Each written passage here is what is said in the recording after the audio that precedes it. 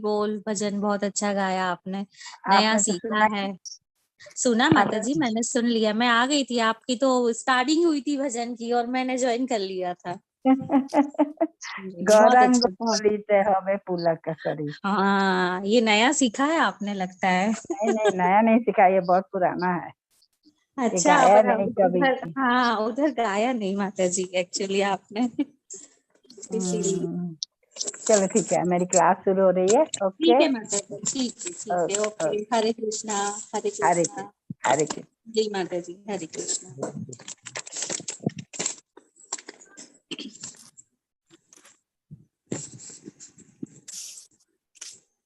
सभी को हरे कृष्णा। तो आप सभी का भगवत गीता के इस कोर्स में और आज 9वें अध्याय में स्वागत है। हम भक्ति योग देख रहे हैं। भक्ति योग का अगर उससे देखें तो आज दूसरा अध्याय है, और भगवत गीता के उससे देखें तो आज 9वां अध्याय है।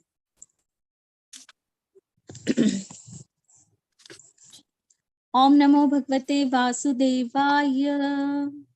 ओम नमो भगवते वासुदेवाय। ओम नमो भगवते वासुदेवाय। ओम अज्ञानतिमिरान्धस्य ज्ञानाञ्जनशलाकया चक्षुरुन्मीलितं येन तस्मै श्रीगुरुवे नमः।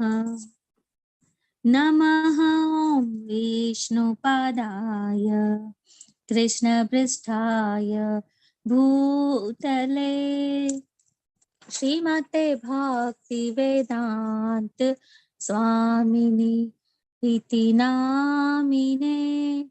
नमस्ते सरस्वती देवी गौरवाणी प्रचारिणी निर्विशेष शून्यवादी पाश्चात्य देशतारिणी। जय श्री कृष्ण चैतन्य प्रभु नित्यानंद श्री अद्वैत गदाधर श्रीवासादि गौर भक्त वृंद। हरे कृष्णा कृष्णा कृष्णा हरे हरे, हरे राम राम राम हरे हरे। हरे कृष्णा कृष्णा कृष्णा हरे हरे, हरे राम राम राम हरे हरे। हे कृष्ण करुणा सिंधु दीन बंधु जगतपते गोपीशं गोपिका कांत राधा कांत नमस्तुते। तप्त कांचन गौरांगी राधे वृंदावनेश्वरी वृषभानुसुते देवी प्रणमामि हरिप्रिये। वाञ्छाकल्पतरुभ्यश्च कृपा सिन्धुभ्येव च पतितानां पावनेभ्यो वैष्णवेभ्यो नमो नमः। हरे कृष्णा कृष्ण कृष्ण हरे हरे, हरे राम राम राम हरे हरे। अनंत कोटि वैष्णव वृंद की जय। श्रील प्रभुपाद की जय। नाम अनिष्ठा दास प्रभु जी के चरणों में दंडवत प्रणाम। सभी को हरे कृष्णा। तो आज के अध्याय का नाम है राजगुह्य योग, है ना, या परम गुह्य ज्ञान, ये भी हम बोल सकते हैं इस अध्याय को। तो राज मतलब राजा, गुह्य मतलब छुपा हुआ गोपनीय ज्ञान, और योग मतलब भगवान से जुड़ना। ठीक है, तो इस अध्याय में भगवान किस योग के बारे में बता रहे हैं, है ना। 7th चैप्टर से 12th चैप्टर तक अभी हम भक्ति योग देख रहे हैं, और भगवान भक्ति योग के बारे में ही अर्जुन को बता रहे हैं, है है ना। और ये जो चैप्टर है राजगुह्य योग, ये जो अध्याय है ना, ये सभी का राजा है। और ये जो भक्ति योग है ये भी राजा है ना।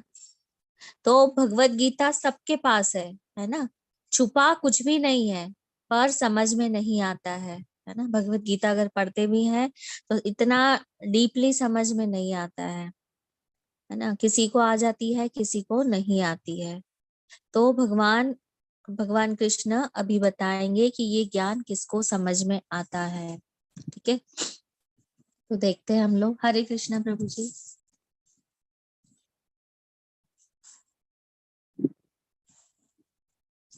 भगवान अभी परम गोपनीय ज्ञान, गुह्य ज्ञान देने वाले हैं, है ना। इस अध्याय की महिमा हम ऐसे समझ सकते हैं कि जैसे प्रभुपाद जी थे और प्रभुपाद जी के पास है ना बहुत बड़े बड़े लोग उनसे मिलने आते थे। तो एक दिन एक सिटी के मेयर भी उनसे मिलने के लिए आए। उन्होंने कहा कि आपकी फिलॉसफी है ना और आपके बारे में मैंने बहुत सुना है, तो आप भगवत गीता में से मुझे ऐसा बताइए कि कौन सा अध्याय मुझे नित्य पढ़ना चाहिए, है ना, जिसका मैं रोज पठन कर सकूं, क्योंकि मेरे पास समय कम होता है। तो प्रभुपाद जी ने फिर कहा कि अध्याय 9 आप पढ़ें, है ना, या सुना करें कुछ देर। तो ये सब कुछ सुन के मेयर वहां से चले गए। कई सालों बाद की बात है कि प्रभुपाद जी जब एयरपोर्ट पर थे तो वहां वो मेयर आए, है ना। दोनों ने एक दूसरे को पहचान लिया, प्रभुपाद जी ने भी पहचान लिया और उस मेयर ने भी पहचान लिया, है ना। तो मेयर ने कहा कि मैं आज भी रोज वो 9वें अध्याय का 9th चैप्टर का पाठ करता हूँ, है ना, क्योंकि ये 9वां अध्याय बहुत महत्वपूर्ण है। 9वां और 10वां अध्याय, है ना, दोनों बहुत महत्वपूर्ण है, क्योंकि ये बीचों भगवत गीता के बीचों बीच में आते हैं। अभी कैसे वो गुलाब जामुन होता है ना और बीच में उसके मेवा रखा हुआ होता है, उससे और टेस्टी लगने लगता है गुलाब जामुन, है ना। तो इसी के उससे हम लोग समझ सकते हैं कि ये बीच के अध्याय है, तो भगवत गीता का बहुत इंपॉर्टेंट अध्याय है ये, है ना। तो भगवान यहाँ बताएंगे कि ये ज्ञान किसको समझ में आता है ना। अभी हम लोग देखते हैं। हरे कृष्णा संजय प्रभु जी। हरे कृष्णा माता जी। प्रभु जी, कृष्णा प्रभु जी आई थिंक लीव हो गए हैं। जी माता जी, मैं शेयर करता हूँ, शायद नेटवर्क का इशू होगा प्रभु जी को। जी जी, नेटवर्क की प्रॉब्लम है शायद उनके उधर।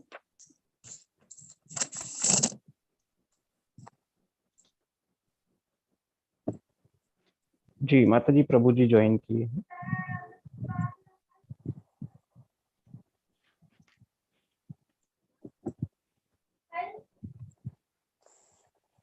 हरे कृष्णा प्रभु जी। हरे कृष्ण माता जी, क्षमा कीजिएगा, वो नेटवर्क इशू था, कोई बात नहीं प्रभु जी। ऑटोमेटिकली लीव हो गया। हाँ जी जी। जी माता जी, एक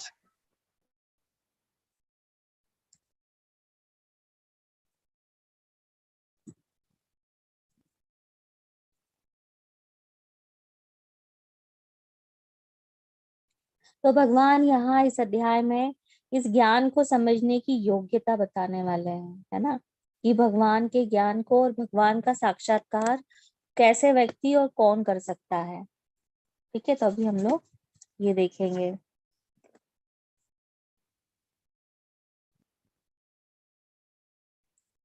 इस अध्याय में केवल भक्ति का ज्ञान है ना, गुह्य है, वो बहुत गोपनीय है। भगवान आगे के अध्यायों में अपने ऐश्वर्य के बारे में, अपनी विभूतियों के बारे में भी वर्णन करेंगे अर्जुन के समक्ष, है ना। और जो गीता का जो सार है ना, एक्चुअली गीता को सभी शास्त्रों का सार माना जाता है। और जो गीता का सार है वो मध्य के 6 अध्यायों में है ना, जो भक्ति योग से संबंधित है।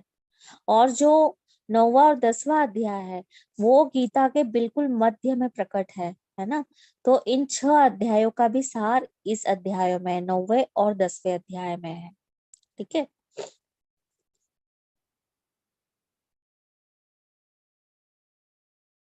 इसमें हम देखेंगे कि भगवान कृष्ण की शक्तियां कैसे हैं, है ना, वो कैसे शक्तियों के माध्यम से कार्य करती है, शक्तियां कैसे कार्य करती है, और भगवान कृष्ण इस भौतिक जगत से कैसे संबंध रखते हैं, है ना।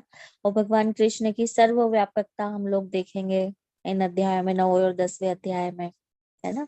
और देवताओं की उपासना और भगवान कृष्ण की उपासना की तुलना भी इन अध्यायों में की जाएगी।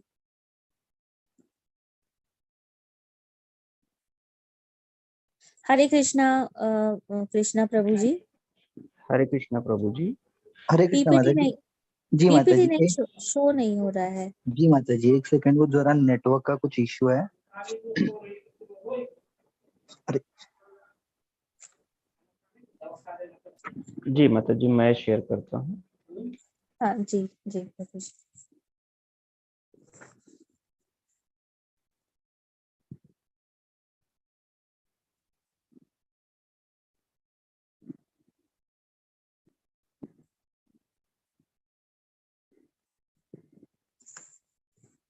ओके ठीक है प्रभु जी, नेक्स्ट वाली स्लाइड।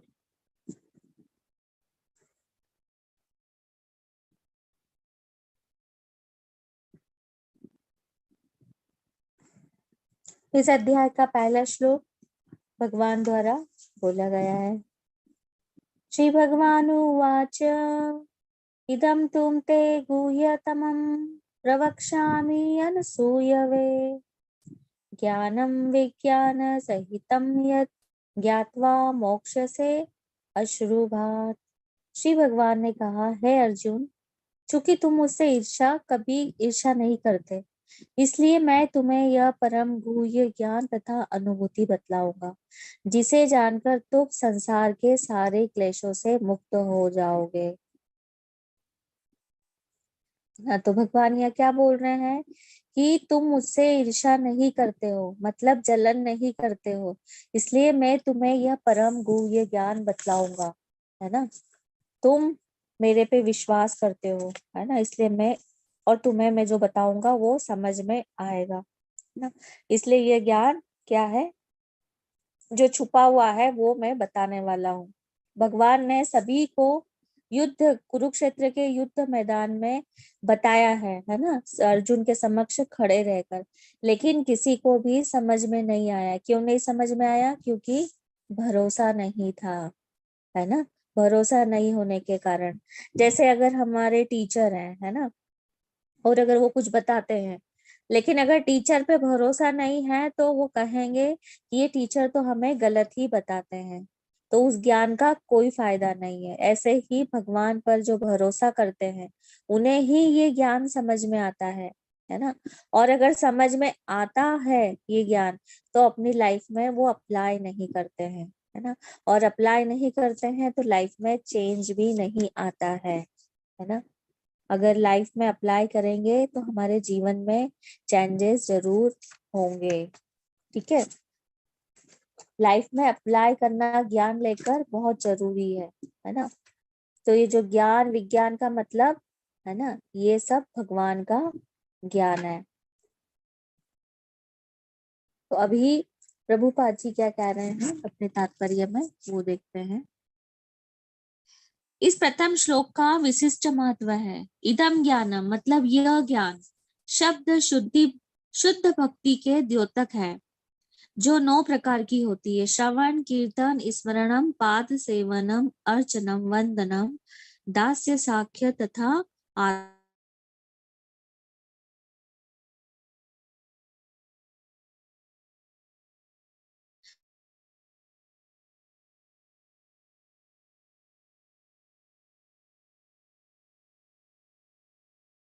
नामृत उठ पाता है।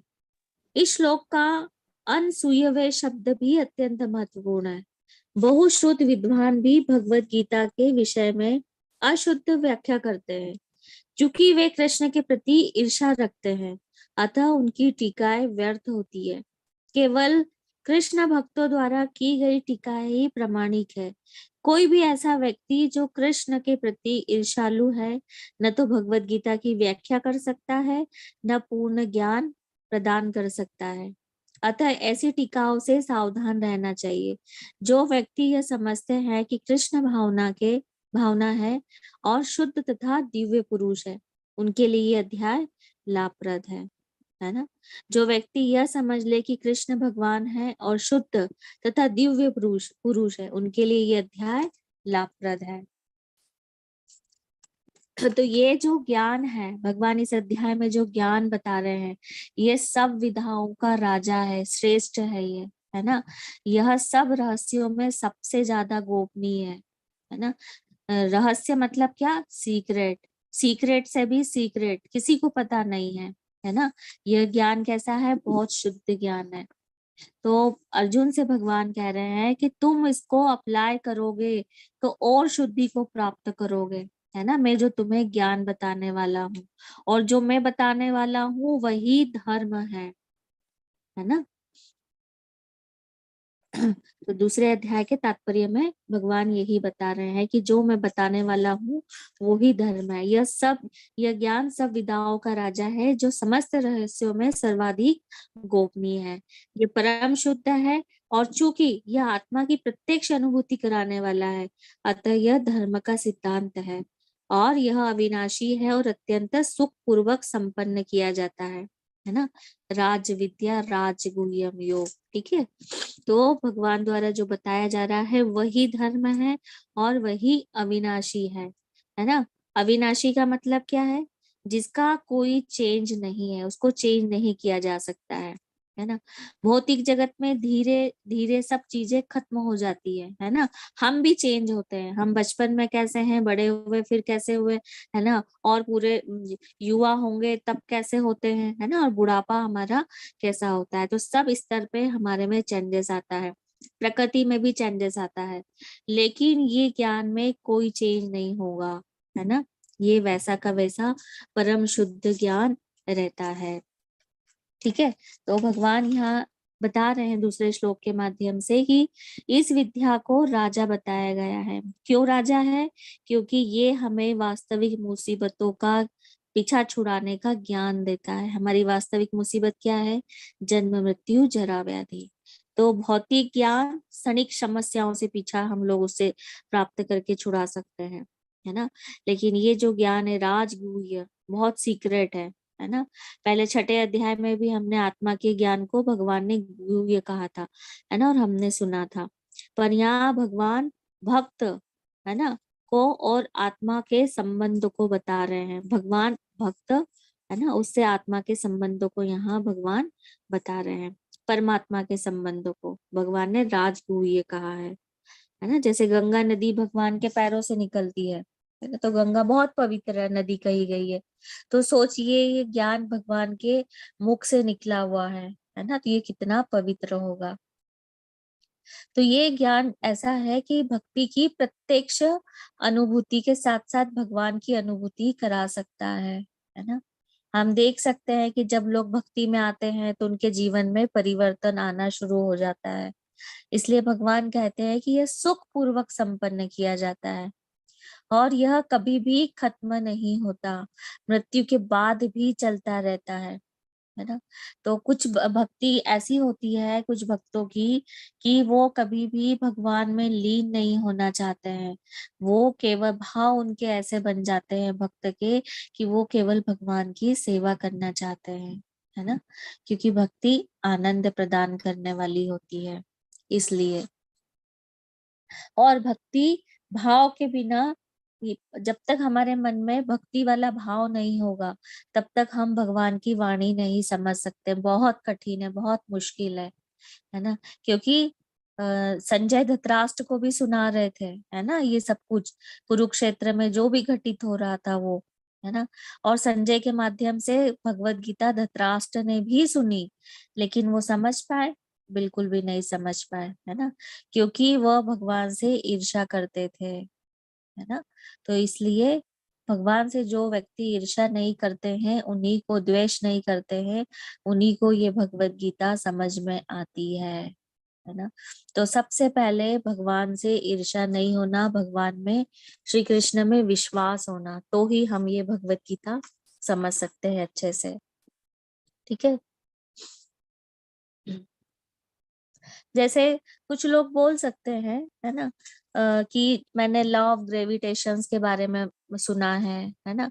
तो लॉ ऑफ ग्रेविटेशन क्या है कि जो कोई चीज पृथ्वी पर नीचे गिरती है ना, ऊपर से नीचे आती है, मतलब गिरती है ना, और कुछ वर्ष बाद ये बंद नहीं होगा, या उल्टी नहीं गिरेगी कोई चीजें, है ना, कि वो आकाश की तरफ गिरेगी, नहीं, है ना। तो इसी तरीके से इस ज्ञान में भी कोई चेंजेस नहीं है। ये तब भी ऐसा ही था, आज भी ऐसा ही रहेगा, और कई लाखों करोड़ों वर्ष बाद भी ऐसा ही रहेगा। ठीक है।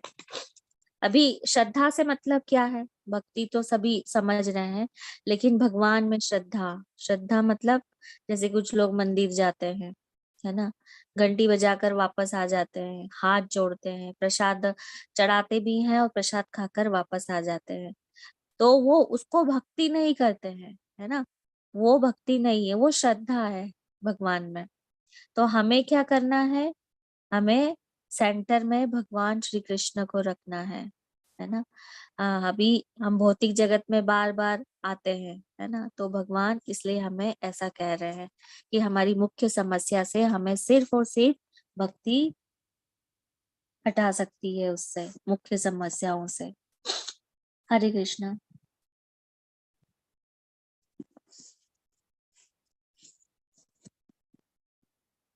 हे परम तप, जो लोग भक्ति में श्रद्धा नहीं रखते वे मुझे प्राप्त नहीं कर पाते, अतः वे इस भौतिक जगत में जन्म मृत्यु के मार्ग पर वापस आते रहते हैं, है ना। तो भगवान कृष्ण को पाने में या समझने में या भगवान कृष्ण में आस्था बहुत जरूरी है ना। अगर अगर हम मतलब भक्ति सेवा के रूप में अगर हम नहीं करेंगे, है ना, ये एक प्रक्रिया है, तो विश्वास नहीं होगा तो हम कभी भी भगवान को प्राप्त नहीं कर पाएंगे। तो उनका क्या होता है, इस ज्ञान को समझ नहीं पाते हैं, है ना। इस तरीके से हम यहाँ समझ सकते हैं कि भगवान कहते हैं कि इस जन्म और मृत्यु के मार्ग पर वो दोबारा आते हैं जो भगवान के इस ज्ञान को नहीं समझ पाते हैं। भगवान का एक और दूसरा नाम है मुकुंद, जो मुक्ति प्रदान करने वाला है ना। तो भगवान हमें क्या करते हैं? मुक्ति प्रदान करते हैं। तो यह संपूर्ण जगत मेरे अव्यक्त रूप द्वारा व्याप्त है, जो समस्त जीव मुझ में है किंतु मैं उनमें नहीं हूँ, है ना। भगवान चौथे श्लोक के माध्यम से क्या कह रहे हैं?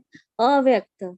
अव्यक्त मतलब जिसको व्यक्त न किया जा सके, इनकॉन इनकॉन सिवेन, है ना। एक तरीके से अगर हम इसको ऐसा समझे तो जो कंसीव नहीं कर सकते हैं, जिसको देख नहीं सकते हैं, सिर्फ हम लोग महसूस कर सकते, फील कर सकते हैं।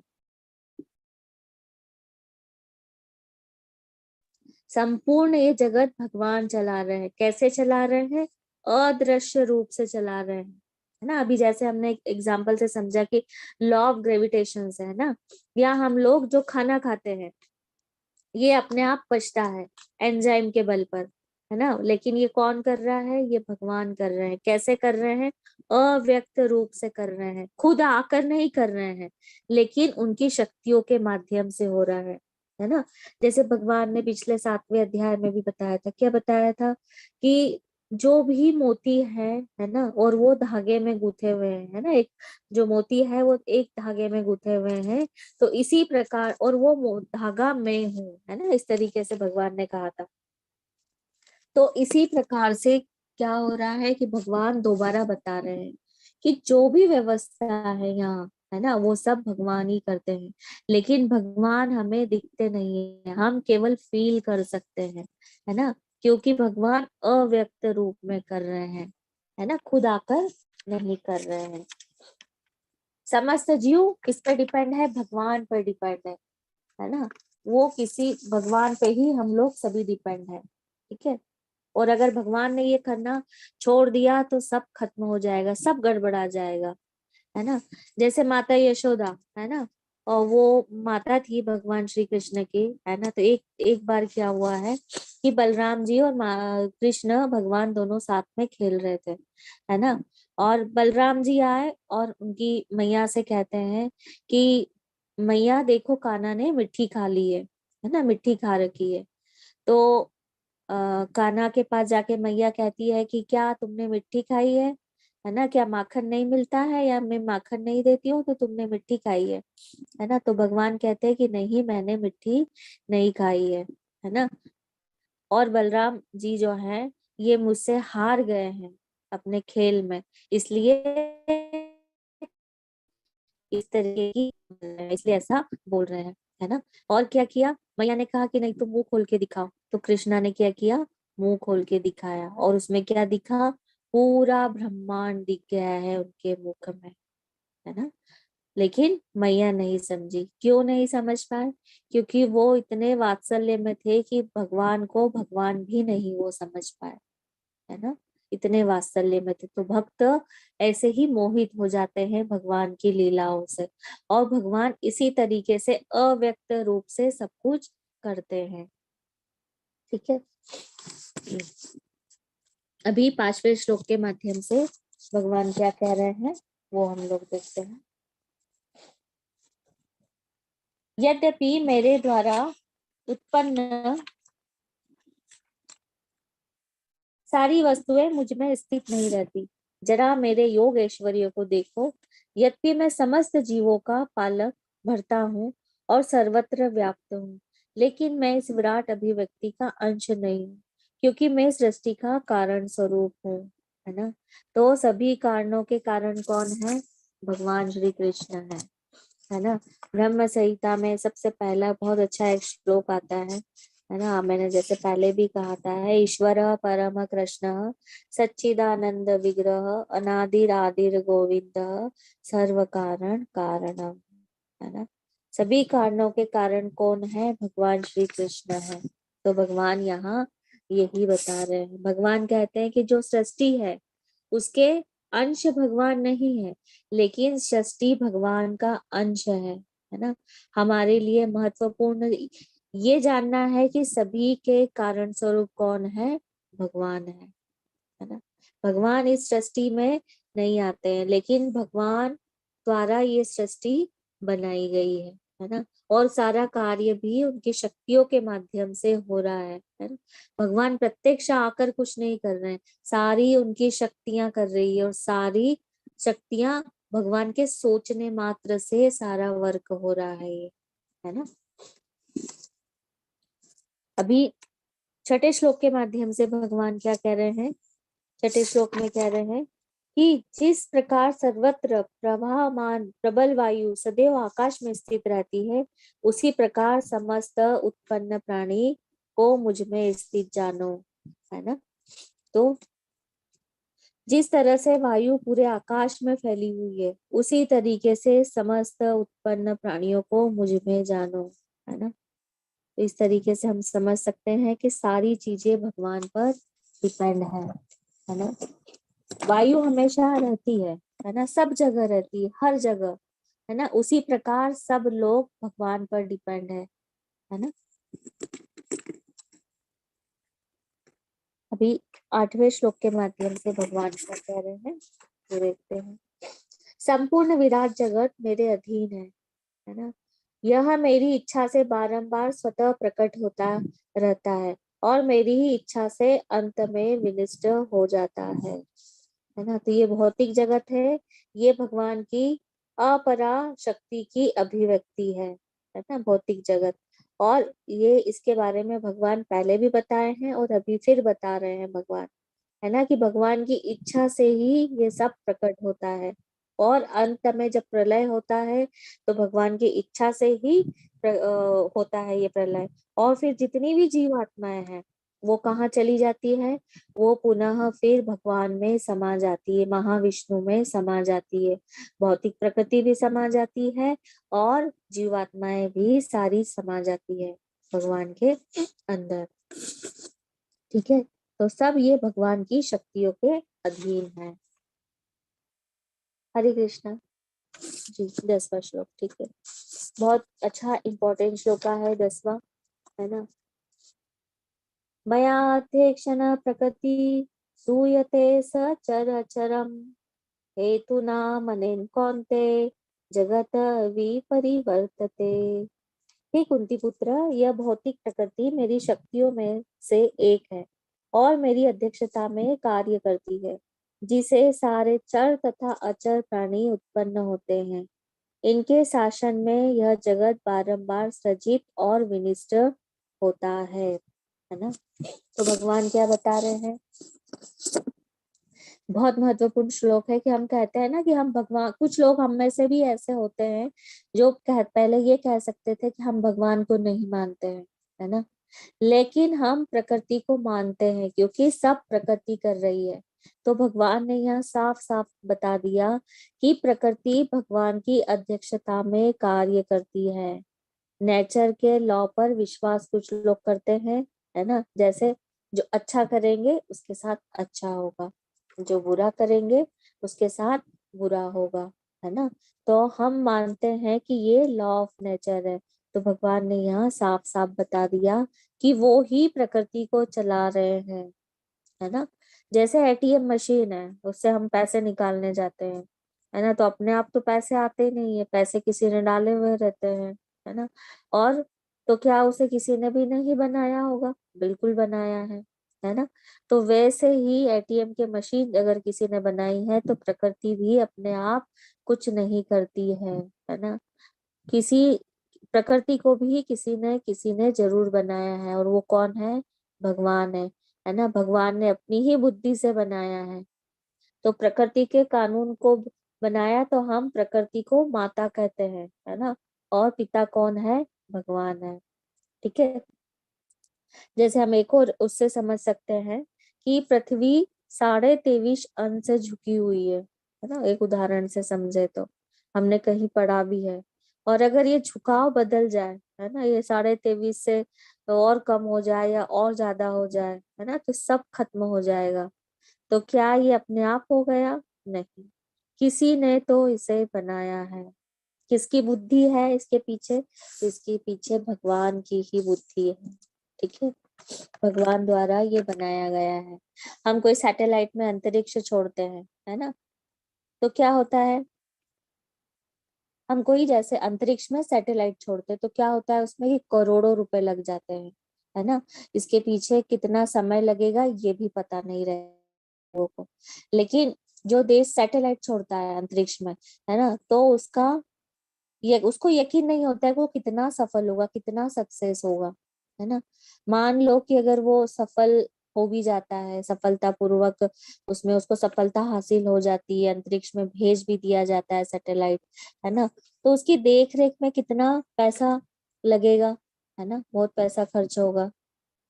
तो ये पूरी प्रकृति जो आपस में काम कर रही है ना, जो ग्रह है घूम रहे हैं, है ना, अपने नियमित रूप से घूम रहे हैं, नियमित काल से घूम रहे हैं, तो उसे मेंटेन कौन कर रहा है, कोई तो कर रहा है ना। तो अपने आप कुछ भी नहीं होता, प्रकृति के पीछे भी भगवान है। ठीक है, लॉ ऑफ नेचर, कोई कहते हैं लॉ ऑफ नेचर है, लेकिन उनके पीछे भी भगवान है। ठीक है, तो ये भगवत गीता हमें बता रही है ना। जैसे संपूर्ण विराट जगत है वो भगवान के अधीन है। हमने जैसे कल के अध्याय में गोलोक चार्ट देखा था, है ना, कि किस प्रकार महाविष्णु जो है वो कृष्ण का विस्तारित रूप है ना। वह किस प्रकार श्वास अंदर लेते हैं और बाहर छोड़ते हैं, है ना, छोड़ते हैं तो अनंत कोटि ब्रह्मांड निकलते हैं, और जब श्वास अंदर लेते हैं तो ये ब्रह्मांड विनिष्ट हो जाते हैं। ठीक है, और फिर महाविष्णु गर्भोदक्षाई विष्णु के रूप में अपना विस्तार करते हैं, जो हर ब्रह्मांड में जाकर गर्भोदक्षाई सागर में निवास करते हैं। ठीक है, और फिर गर्भोदक्षाई विष्णु अपना विस्तार करके शिरोदक्षाई के रूप में क्षीर सागर में निवास करते हैं, जो परमात्मा रूप में प्रत्येक जीव में मौजूद होते हैं, है ना। और फिर जब प्रलय होता है तो सब महाविष्णु में समा जाता है ना। और ब्रह्मांड, और जब भगवान को वापस प्रकट करना होता है तो वापस पुनः ब्रह्मांड वो बनाते हैं, है ना। तो इसी बात को भगवान यहाँ बता रहे हैं कि सब कुछ भगवान के अधीन है, भगवान द्वारा संपन्न कराया जा रहा है प्रत्येक कार्य।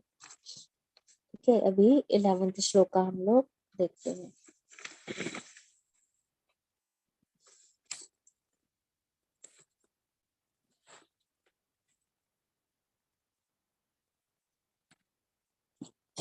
दो तरह की एनर्जी जैसे हम लोगों ने देखी, परा और अपरा, है ना। सुपीरियर और इंफीरियर एनर्जी होती है। सुपीरियर एनर्जी मतलब आत्मा, ठीक है। अभी 11वें श्लोका के माध्यम से भगवान क्या बताते हैं वो देखते हैं।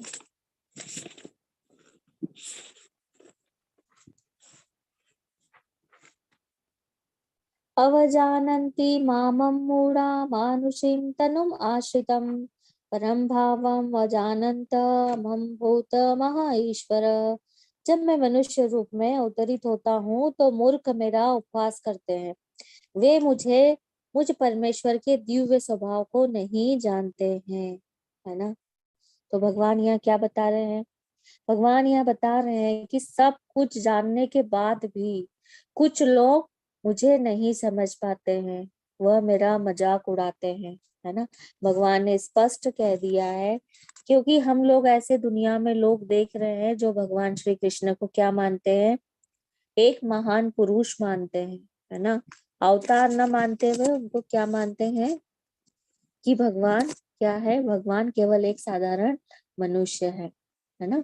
तो क्या करते हैं कुछ लोग, उनका भगवान का मजाक उड़ाते हैं और भगवान एक सोचते हैं कि हमारे जैसे ही है ना। वो समझ ही नहीं पाते हैं। जब भगवान द्वापर युग में भी इस धरती पे अवतरित हुए थे, है ना, तो ऐसा ही हुआ था। देखिए भगवान क्या करते हैं, दो तरह की लीलाएं करते हैं, ठीक है। एक लौकिक लीला और एक पारलौकिक लीलाएं, दोनों करते हैं। तो लोग केवल क्या करते हैं, लौकिक लीलाओं को देखते हैं जो सामान्य सी होती है। कैसे? जैसे मक्खन चुराना, गायों को चराने जाना, मित्रों के साथ खेलना, माता के साथ पिटाई खाना, है ना। तो मूर्ख लोग ने हमसे अलग क्या किया इन्होंने, है ना, ये तो हमारे ही जैसे हैं। मैं भी पीटता हूँ, मैं भी गाय चराने जाता हूँ, मैं भी मक्खन चुरा सकता हूँ, तो अलग क्या है ना। लेकिन अगर भगवान अलौकिक लीलाएं करते हैं तो उनको बिल्कुल नजरअंदाज कर देते हैं, है ना। सबसे पहले कि कोई विराट रूप बता सकता है? नहीं बता सकता है। भगवान के अलावा अपना विराट रूप कोई भी नहीं बता सकता है। किसी भी शास्त्र में किसी भी देवी देवता का, किसी भी अन्य का आपने विराट रूप के बारे में नहीं सुना होगा, नहीं पढ़ा होगा, है ना, कहीं भी नहीं लिखा है। और अपनी छोटी सी उंगली पर इतना गोवर्धन पर्वत 7 दिन तक उन्होंने उठाया, है ना। छोटी सी उम्र में, इतनी कम उम्र में उन्होंने इतने बड़े बड़े असुरों को मारा, है ना।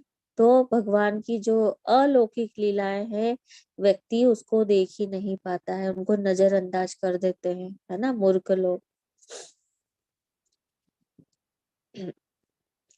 लेकिन जो भगवान के शुद्ध भक्त होते हैं, है ना, वो भगवान से इतना प्रेम करते हैं कि वो भूल ही जाते हैं कि वो भगवान है ना।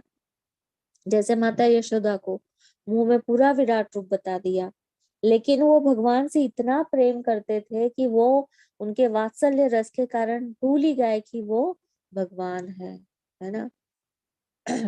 हम भगवान से जिस रस में भगवान से प्रेम का आदान प्रदान करते हैं, तो भगवान भी उसी रूप में हमसे आदान प्रदान करेंगे, है ना। इसलिए थोड़ा वो भुला भी देते हैं। हरे कृष्णा। अच्छा 12th श्लोका, ठीक है 12th श्लोका देखते हैं। मोघ आशा मोघ कर्मण मोघ ज्ञान विचेतस राक्षसीं आसुरीं च एव प्रकृति मोहिनीं श्रिता। जो लोग इस प्रकार मोहग्रस्त होते हैं, वे असुरी तथा नास्तिक विचारों के प्रति आकृष्ट रहते हैं।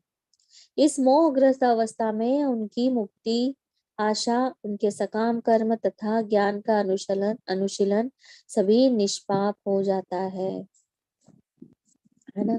तो भगवान क्या बता रहे हैं कि असुर लोगों का क्या होता है ना।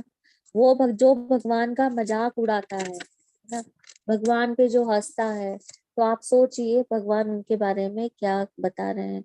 वो कितना भी ज्ञानी क्यों न हो, अगर उसने भगवान का मजाक उड़ा लिया है ना, तो भगवान कृष्ण को साधारण पुरुष मान लिया और उन पे हंस लिए वो, है ना, तो भगवान बता रहे हैं कि ऐसे उपवास बनाने वाले का जितना भी ज्ञान है, जितने भी कर्म है, सब वो व्यर्थ हो जाते हैं, निष्फल चले जाते हैं, है ना।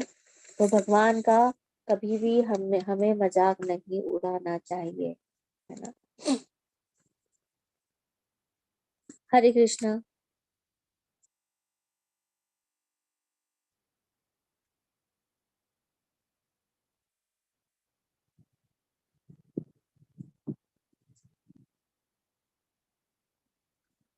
13 श्लोका में भगवान क्या कह रहे हैं वो हम लोग देखते हैं।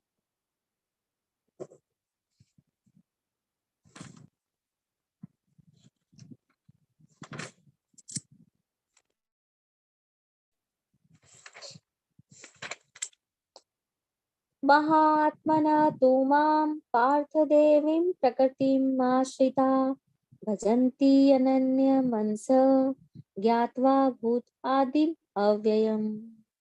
हे पार्थ, मोह मुक्त महात्मा जन देवी प्रकृति के संरक्षण में रहते हैं।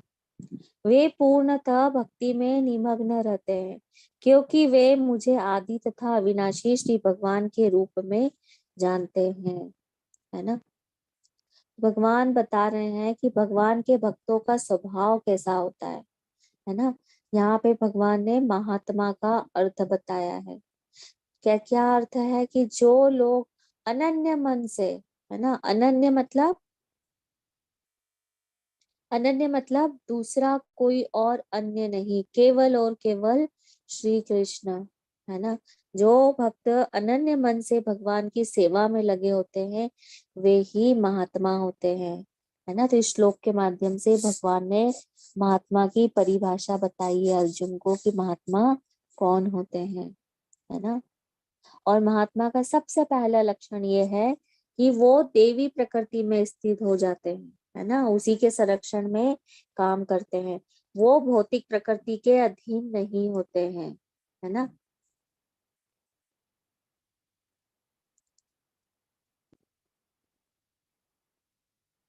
और जो भगवान श्री कृष्ण की शरण ग्रहण करते हैं वो तुरंत ही भौतिक प्रकृति के वश से मुक्त हो जाते हैं, मतलब महामाया से मुक्त हो जाते हैं, है ना, जो माया है उससे, और वो भगवान की माया में आ जाते हैं, ठीक है।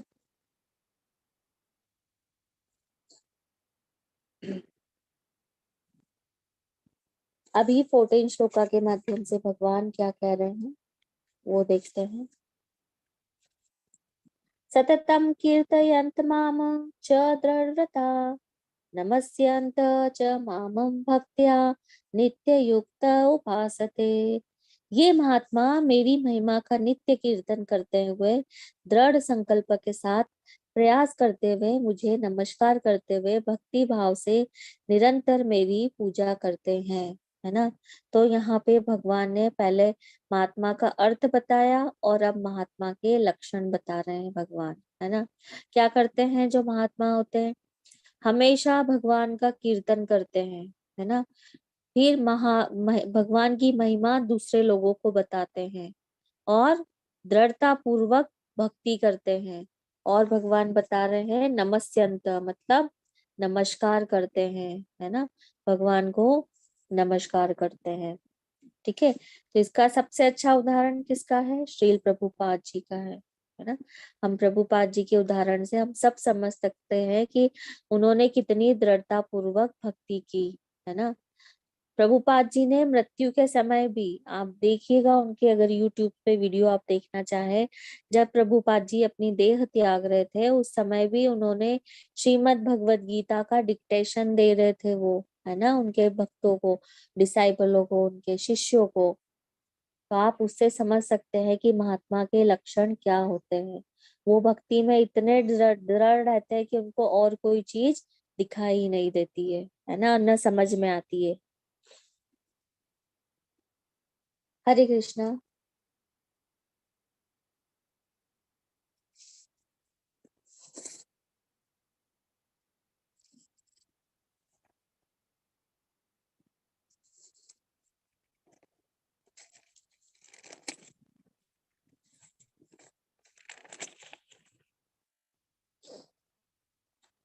हरे कृष्णा संजय प्रभु जी 17 श्लोका के माध्यम से भगवान बता रहे हैं। पिता जी प्रभु जी, इसके बाद वाली स्लाइड 17 जी। पितामहस्य जगतः माता धाता पितामह वेदं पवित्रम ओंकारम ऋग साम यजु एवच।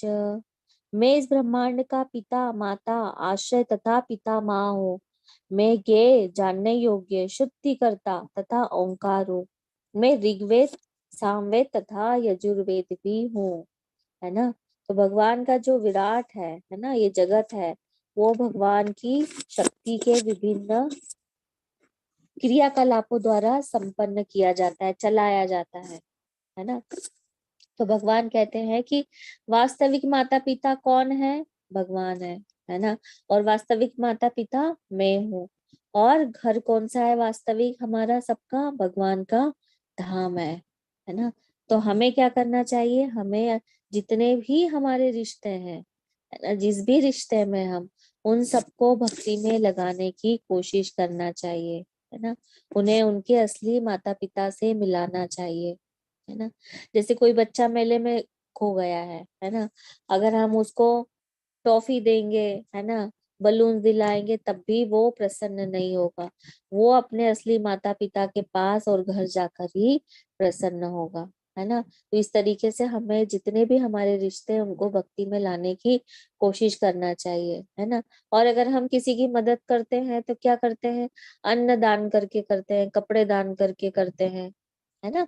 तो ये क्षणिक मदद है। क्यों? उसको भूख भी दोबारा लगेगी, कपड़ों की जरूरत भी दोबारा पड़ेगी, है ना। तो ये क्षणिक मदद हो गई। अगर उनको हम भगवान से जोड़ देते हैं तो वही हमारी असली सेवा मानी जाती है ना। तो हर व्यक्ति को, हर हमारे रिश्ते के व्यक्ति को भक्ति में लाना चाहिए और ये भगवान का ज्ञान जरूर उसे बताना चाहिए। हरे कृष्णा।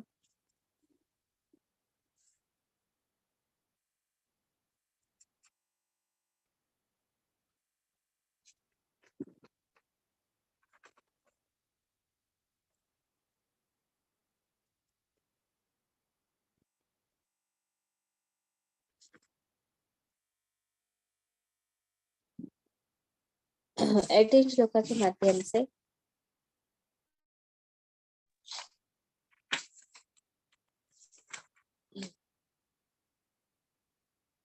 मैं ही लक्ष्य पालन कर शरण स्थली तथा अत्यंत प्रिय मित्र हूँ। मैं सृष्टि तथा प्रलय सबका आधार, आश्रय तथा अविनाशी बीज हूँ, है ना। तो भगवान ने साफ साफ कह दिया कि मैं ही लक्ष्य हूँ, है ना। जीवन का लक्ष्य भगवान होना चाहिए और हमारी नित्य जो भी गतिविधियां हैं उसमें हमने देखना चाहिए कि हम क्या कर रहे हैं। हम भगवान के, ये गतिविधियां हमें भगवान के पास ले जा रही है या दूर ले जा रही है ना।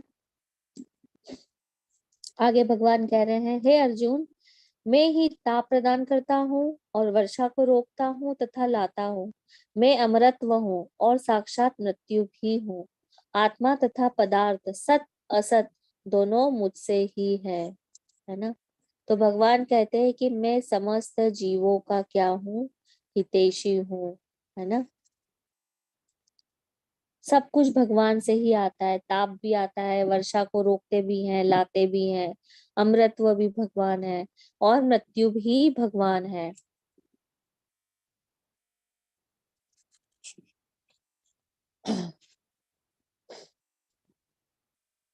बीसवें श्लोक के माध्यम से भगवान कह रहे हैं, जो वेदों का अध्ययन करते तथा सोम रस का पान करते हैं, वे स्वर्ग प्राप्ति की गवेषणा करते हुए अप्रत्यक्ष रूप से मेरी पूजा करते हैं।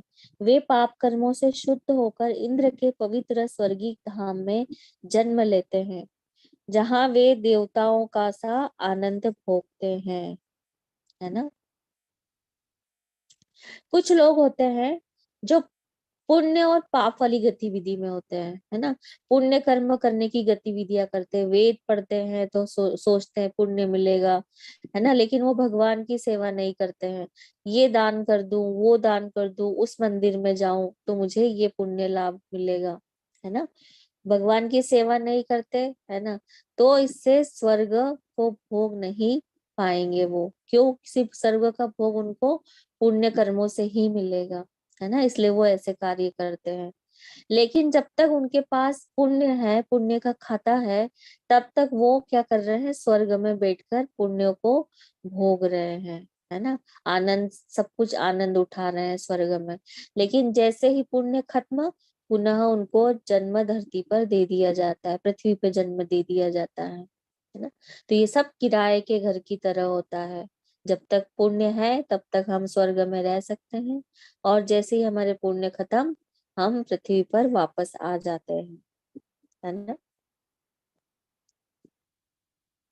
आगे भगवान बता रहे हैं, इस प्रकार जब वे विस्तृत स्वर्गिक इंद्रिय सुख को भोग लेते हैं और उनके पुण्य कर्मों के फल क्षीण हो जाते हैं, तो वे इस मृत्यु लोक में पुनः लौट आते हैं। तो इस प्रकार जो तीनों वेदों के सिद्धांतों में दृढ़ रहकर इंद्रिय सुख की गवेषणा करते हैं, उन्हें जन्म मृत्यु का चक्र ही मिल पाता है ना। जो इंद्रिय सुख के पीछे भागते हैं, उनको जन्म मृत्यु का चक्र मिलता है ना। और कुछ पुण्य कर्म करते हैं तो उन्हें फिर स्वर्ग लोक तक ही वो जा पाते हैं, कभी भी भगवान के धाम तक नहीं पहुंच पाते हैं, है ना। अच्छे काम करेंगे तो पुण्य अर्जित होगा, है ना, तो ऊपर के लोकों में चले जाएंगे, देव लोकों में चले जाएंगे, है ना, स्वर्ग में जाकर हम आनंद भोगेंगे। लेकिन पुण्य खत्म हो जाते हैं तो पुनः हम पृथ्वी पर आ जाते हैं, है ना, वहां से हमें निकाल दिया जाता है ना। और वेद पढ़ने के बाद भी क्या करते हैं व्यक्ति, इंद्रिय सुख में फंसे हुए रहते हैं, जन्म मृत्यु के चक्र में फंसे हुए रहते हैं। तो इसीलिए भगवान कह रहे हैं कि इंद्रिय सुख को हमें छोड़ना पड़ेगा। इंद्रिय सुख अगर हम नहीं छोड़ सकते तो फिर हम इसी चक्र में फंसे हुए रहेंगे, ठीक है।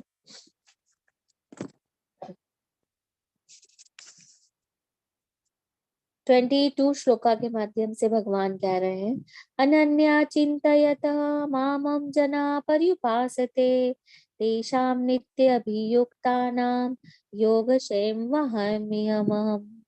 किंतु जो लोग अनन्य भाव से मेरे दिव्य स्वरूप का ध्यान करते हुए निरंतर मेरी पूजा करते हैं, उनको जो आवश्यकताएं होती है उन्हें मैं पूरा करता हूँ, जो कुछ उनके पास है उनकी रक्षा करता हूँ, है ना। तो भगवान यहाँ पे ऐसा बता रहे हैं कि भगवान भक्ति की महिमा बता रहे हैं। भगवान बता रहे हैं कि जो निरंतर पूजा करते हैं, है ना, बिना रुके, कि आज कर ली कल नहीं करेंगे, अभी 4 दिन कर ली भगवान की सेवा फिर नहीं करना, है ना, लेकिन भगवान की भक्ति निरंतर होती है ना, उसमें कोई रुकावट नहीं होती है। और जो ऐसा करते हैं, भगवान उनकी समस्त आवश्यकताओं की पूर्ति करते हैं, और उनके पास जो कुछ भी है उनकी रक्षा करते हैं, है ना। तो इस श्लोक में ऐसे 2 शब्द है जो हमने आसपास देखे होंगे, है ना। किसी कंपनी का टैग लाइन है ना। टैग लाइन क्या है? योगक्षेम वहाम्यहम्, मतलब जिंदगी के साथ भी और जिंदगी के बाद भी, है ना। लेकिन वो भौतिक चीजों के लिए बनाया गया है, लेकिन यहाँ पे आध्यात्मिक चीज की बात बता रहे हैं भगवान, है ना। यहाँ हम देखते हैं कि भगवान हमारी आवश्यकताओं की पूर्ति करते हैं। तो इसका मतलब ये है कि हमें भौतिक चीजों से वो लाभ नहीं देंगे, है ना, जो भी हमारी भक्ति के अनुकूल है उसके अनुरूप हमें देंगे, है ना। भक्ति के प्रतिकूल अगर है तो वो हमसे ले लेंगे भगवान। जो भक्ति के मार्ग में थोड़ा सा भी रोड़ा डालता है ना, तो उसे हटा देंगे भगवान। इसलिए भगवान को हरि भी कहते हैं, है ना, क्योंकि वो हर लेते हैं चीजें, है ना। और वहां वे हम मतलब वो भगवान खुद जाकर पूरा करते हैं, है ना, भक्तों की आवश्यकताओं को स्वयं से। तो इसी के संबंध में एक भक्त के उससे चरित्र से समझेंगे कि भगवान कैसे स्वयं जाकर पूरा करते हैं, है ना।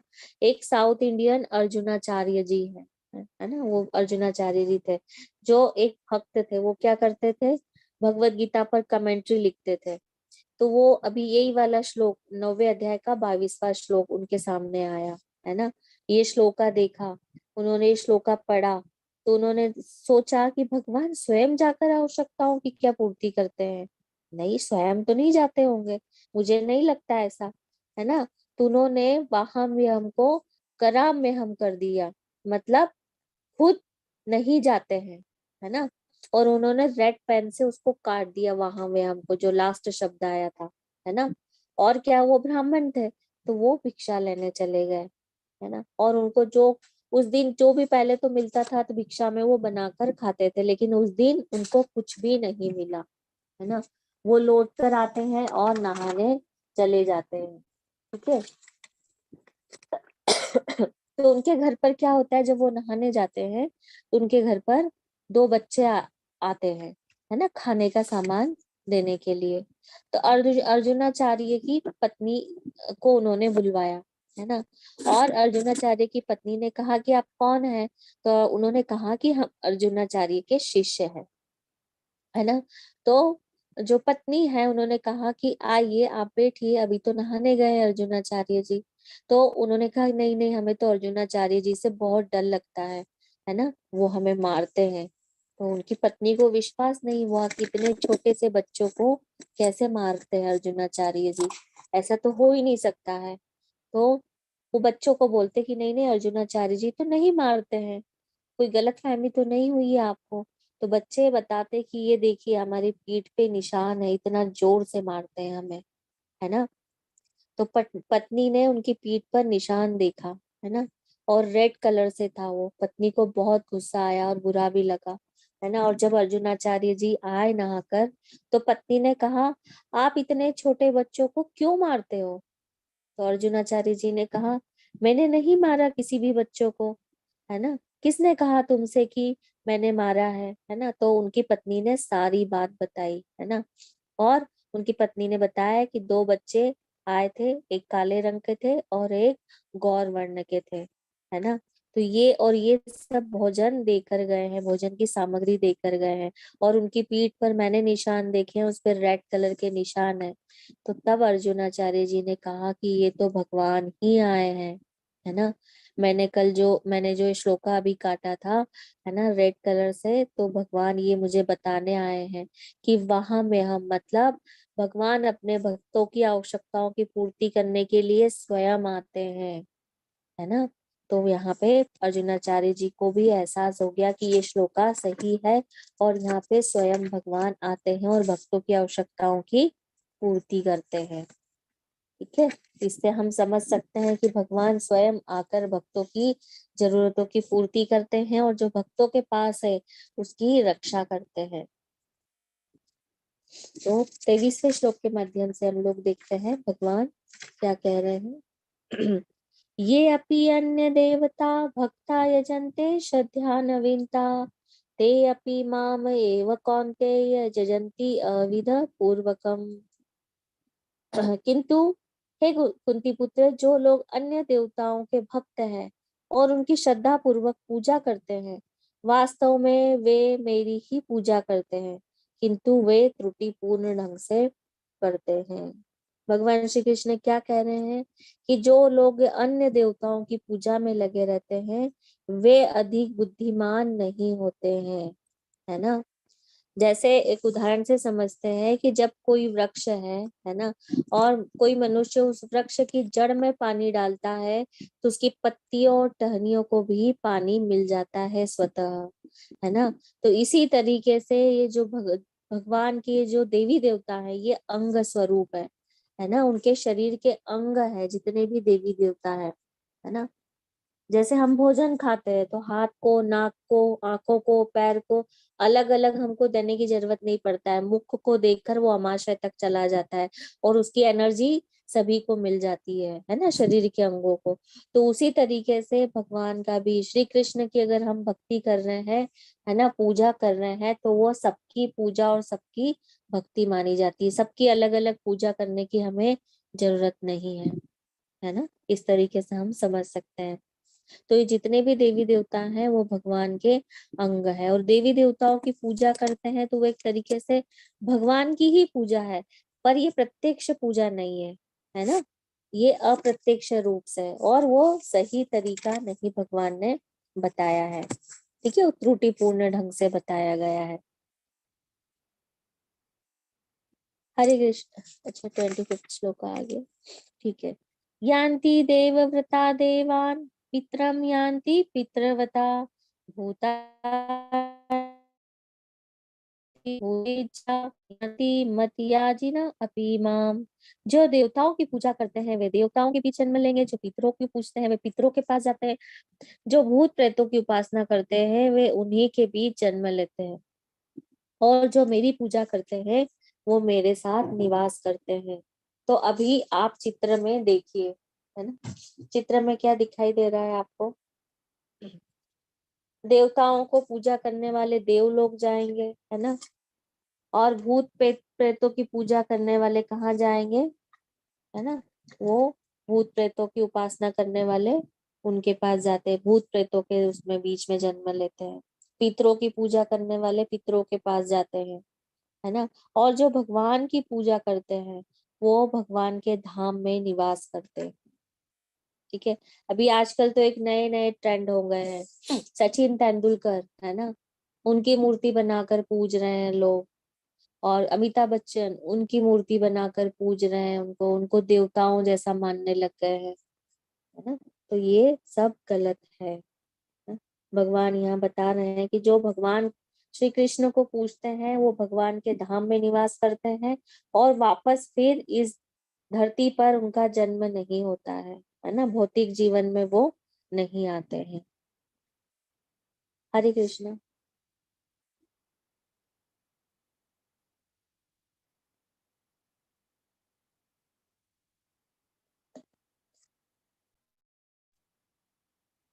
26वां श्लोक बहुत अच्छा श्लोक है ना, इससे हम समझ सकते हैं कि भगवान को क्या प्रिय है। भगवान को कोई चीजों की आवश्यकता नहीं है ना, आवश्यकता हमें है। पत्रम पुष्पम फलम तोयम यो में भक्त्या प्रयशति तदहम भक्त्युम प्रहतमाश्रिमामि प्रयतात्मना। यदि कोई प्रेम तथा भक्ति के साथ मुझे पत्र, पुष्प, फल या जल प्रदान करता है तो मैं उसे स्वीकार करता हूँ, है ना। भगवान ये बता रहे हैं कि हम लोग देवी देवताओं की पूजा करने में, कर्म कांड करने में कितनी मेहनत करते हैं, है ना, यज्ञ करते हैं, मंदिर बहुत ऊंचे स्थानों पे होते तो हम वहां जाते हैं, लेकिन भगवान की सेवा करना कितना आसान है ना, कितनी सीढ़ियां चढ़ते हैं, है ना। तो भगवान को अगर एक पत्र चढ़ा दें, मतलब तुलसी का पत्र, पुष्प भी अर्पित कर देते हैं, फल भी अर्पित कर देते हैं, तोयम मतलब जल, जल में तुलसी पत्र डालकर अर्पित कर देते हैं, लेकिन प्रेम से, है ना, भाव से, तो भगवान जरूर स्वीकार करते हैं, है ना। भगवान की कोई डिमांड नहीं है, केवल और केवल भगवान प्रेम के भूखे हैं, है ना। प्रेम से उनकी सेवा और प्रेम से उनकी भक्ति अगर हम कर लेते हैं तो भगवान प्रसन्न हो जाते हैं, है ना। जैसे एक डिवोटीज है ना, एक भक्त है, वो कितने प्रेम से भगवान के लिए थाली सजा कर लेकर गया है। हाँ जी बिल्कुल, है ना, भगवान ने दुर्योधन के 56 भोगों को भी त्याग दिया था, और विदुर जी के घर वो जाकर क्या ग्रहण किया था, भगवान ने विदुर जी का भोजन स्वीकार किया था, और विदुरानी जो थी उनके प्रेम के वश आकर केले केले छीलकर एक तरफ रख रहे थे और छिलके छिलके भगवान को खिला रहे थे, और भगवान ने भी वो ग्रहण किए थे, है ना। क्यों? क्योंकि वो प्रेम था वहां पे। तो भगवान सिर्फ प्रेम के भूखे हैं, भक्ति के भूखे हैं, है ना। बाकी उनको कोई चीजें नहीं चाहिए, सब कुछ भगवान की ही है ना। वास्तव में देखा जाए तो सब कुछ भगवान की है। अभी 7वां श्लोक, सॉरी 27 श्लोक। यत् करोषि यत् आश्रित यत् जुहोषि ददासि यत् यत् तपस्यसि कौन्तेय तत् कुरुष्व मम अर्पणम। हे कुंती पुत्र, तुम जो कुछ भी करते हो, जो कुछ खाते हो, जो कुछ अर्पित करते हो या दान देते हो और जो भी तपस्या करते हो, मुझे अर्पित करते हुए करो, है ना। तो यहाँ भगवान हमें प्रोसेस बता रहे हैं, है ना। कर्म को छोड़ना नहीं है ना, हमारे जितने भी कर्म है उसमें भगवान को हमें जोड़ना है, बस इतना है ना। और इसी को हमारा युक्त वैराग्य माना जाएगा। जो कुछ भी कर रहे हैं हम, जो कुछ भी खा रहे हैं, पूरे जीवन की जो दिन भर की दिनचर्या है, उसमें केवल हमको भगवान को जोड़ना है। इसे युक्त वैराग्य कहते हैं, है ना। जितने भी कर्म हम कर रहे हैं उनके फलों को भगवान को अर्पित करना है। जैसे हम एक उदाहरण से समझ सकते हैं कि लोहे की कोई छड़ है ना, और वो आग में हम लोग तपाते हैं, तो वो लोहा ही बन जाता है क्या? नहीं, वो लोहा नहीं रहता है, वो आग बन जाती है ना। वैसे ही हम जो भी भौतिक पदार्थों को हम भगवान की सेवा में लगा देते हैं, तो वो माया नहीं कही जाती, वो आध्यात्मिक रह जाता है ना। जैसे पहले भी कहा था कि टाइपराइटर से प्रभुपाद जी पुस्तकें टाइप करते थे, है ना। तो वो टाइपराइटर आध्यात्मिक हो गई क्योंकि उसका यूज भगवान की सेवा के लिए हो रहा था, है ना। जैसे प्रभुपाद जी क्या करते थे, एरोप्लेन से जाते थे, तो लोग कहते थे कि सन्यासी हो और आप एरोप्लेन से जाते हो, क्यों जाते हो? तो प्रभुपाद जी ने कहा, मैं अपने मनोरंजन के लिए नहीं जा रहा हूँ, मैं भगवान की शिक्षाएं देने के लिए जा रहा हूँ, और उसी के लिए मैं क्या यूज कर रहा हूँ, एरोप्लेन यूज कर रहा हूँ, है ना। तो भगवान हमारे भोजन के भूखे नहीं है, वो हमारी सेवा के और प्रेम के भूखे हैं, है ना। और वो हमें सेवा दे रहे हैं। जैसे गंगा का पानी हम गंगा को चढ़ाते हैं ना, तो उससे क्या होता है, गंगा को कोई फर्क नहीं पड़ता है, लेकिन उससे हमारे मन की शुद्धता होती है, हमारे हृदय की शुद्धता होती है ना। तो वैसे ही सारी चीजें भगवान की है, लेकिन भगवान हमें सेवा का मौका दे रहे हैं हमारे लिए, है ना, ताकि हम भगवान को समझ सके और भगवान के धाम को जा सके और हमेशा भगवान को याद कर सके। 29 श्लोका के माध्यम से भगवान क्या बता रहे हैं, समाम सर्वभूतेषु न मे द्वेष अस्ति न प्रिय, ये भजन्ति तो माम भक्त्या मयि ते तेषु च अपीयम्। मैं न तो किसी से द्वेष करता हूँ, न ही किसी के साथ पक्षपात करता हूँ, मैं सबों के लिए समभाव हूँ, किंतु जो भी भक्ति पूर्वक मेरी सेवा करता है वह मेरा मित्र है, मुझ में स्थित रहता है और मैं उसमें स्थित रहता हूँ, है ना। एक मिनट।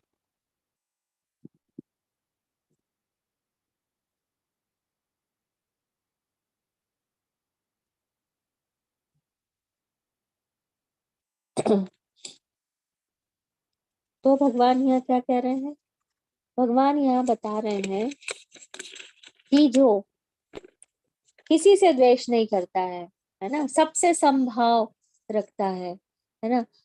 जैसे भगवान क्या है, भगवान असुरों के लिए भी वो ही सारी सुविधाएं देते हैं जो भक्तों के लिए देते हैं, है ना। जिनकी प्रवृत्ति असुर वाली है, जिनके विचार असुर वाले हैं, तो ऐसा नहीं कि भगवान उनसे सुविधाएं छीन लेते हैं, नहीं। तो भगवान एक बादल के समान है, ऐसा नहीं कि जो भगवान का मित्र है उसके वहां वर्षा भगवान ज्यादा करेंगे, जो मित्र नहीं है वहां वर्षा नहीं करेंगे। भगवान पक्षपात नहीं करते हैं, है ना। भगवान अगर खराब के लिए भी अच्छे हैं तो भक्तों के लिए तो और भगवान अच्छे हैं, क्योंकि भगवान की वो सेवा करते हैं, है ना। तो इसलिए भगवान की उन पर विशेष कृपा होती है ना। जैसे जहाँ राम है वहीं हनुमान है ना, क्योंकि वो भगवान के सेवक हैं। तो उसी तरीके से हम समझ सकते हैं कि भगवान किसी के से पक्षपात नहीं करते, सबसे समभाव रहते हैं वो।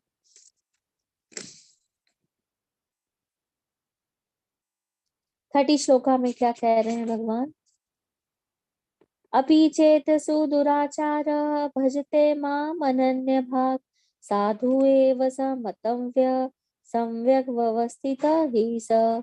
यदि कोई जघन्य से जघन्य कर्म करता है किंतु यदि वह भक्ति में रत रहता है तो उसे साधु ही मानना चाहिए, क्योंकि वह अपने संकल्प में अडिग है ना। तो भगवान क्या कह रहे हैं यहाँ पे, भगवान समझा रहे हैं, एक होता है दुराचारी, मतलब जो गलत काम करता है, और एक होता है सुदूराचारी, मतलब वो बहुत ज्यादा गलत काम करता है ना। तो जैसे भक्ति से पहले हम भी कोई गलत काम करते थे, है ना, लेकिन भक्ति पे आने पर क्या होता है कि वो गलत काम का असर खत्म होने में टाइम लगता है ना। ऐसा नहीं कि हम भक्ति में आ गए तो तत्काल हमारे गलत कार्यों का असर हमारे जीवन पे से हट जाएगा, नहीं। और अगर हम भक्ति करते हुए भी कभी कभी हमारे से कोई अपराध बन जाता है ना, बुरा कार्य हो जाता है ना, तो हम क्या है, उससे क्षणिक प्रभावित होते हैं, है ना। लेकिन हमारी भक्ति में उसका प्रभाव थोड़ा पड़ता है, लेकिन भगवान कहते हैं कि उसको मैं भक्ति से निकालने नहीं देता हूँ, निकालता नहीं हूँ, है ना, उसे भक्ति में जारी रखता हूँ। इसलिए उससे अगर जघन्य से जघन्य अपराध भी हो जाता है और अगर वो भक्ति में लगा हुआ है तो उसे साधु ही मानना चाहिए, है ना, क्योंकि वो भक्ति में अडिग है। लेकिन एक बात और है कि अगर हम ऐसा करते हैं, है ना, भगवान हमें क्षमा कर देते हैं, तो इस चीज का हमें फायदा नहीं उठाना चाहिए, है ना। प्लानिंग करके कोई गलत कार्य नहीं करना चाहिए, वरना हमें अपराध लगता है, भगवान कभी भी क्षमा नहीं करते हैं। हरे कृष्णा।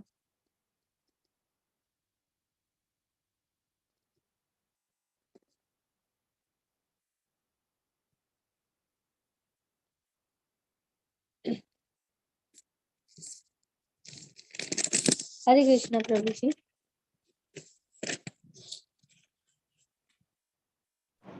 हरे कृष्ण माता जी। हाँ जी प्रभु जी, अब चेंज हुई है स्लाइड। जी जी माता जी। क्षिप्रम भवति धर्मात्मा शाश्वत शांतिम निर्गच्छति कौन्तेय प्रतिजानाहि न मे भक्त प्रणश्यति। वह तुरंत धर्मात्मा बन जाता है और स्थायी शांति को प्राप्त होता है। हे कुंती पुत्र, निडर होकर घोषणा कर दो कि मेरे भक्त का कभी विनाश नहीं होता है। तो भगवान यहाँ पर अपने भक्त से घोषणा करवा रहे हैं, अर्जुन से घोषणा करवा रहे हैं कि हे कुंती पुत्र, तुम निडर होकर घोषणा कर दो कि मेरे भक्त का कभी भी विनाश नहीं होता है ना। जो भी भगवान की शरण ग्रहण करता है उसका कभी भी विनाश नहीं होता है। तो भगवान की हम शरणागति लेते हैं तो क्या होगा, तुरंत, है ना, भगवान को वो प्राप्त करता है और शाश्वत शांति को प्राप्त करता है ना। लीडर होकर घोषणा करने को कह रहे हैं अर्जुन से, है ना। लेकिन एक मैं आपसे प्रश्न पूछना चाहूंगी कि ऐसा भगवान ने क्यों कहा, है ना। भगवान भी तो घोषणा कर सकते थे, वो अपने भक्त को क्यों कह रहे हैं, अर्जुन को क्यों कह रहे हैं कि तुम घोषणा कर दो कि मेरे भक्त का कभी विनाश नहीं होगा। इस संबंध में आप लोगों के क्या विचार है, आप बताइए, है ना। चैट बॉक्स में भी आप लिख सकते हैं, हैंड रेस करके भी बता सकते हैं कि भगवान ने अर्जुन को क्यों कहा कि निडर होकर घोषणा कर दो।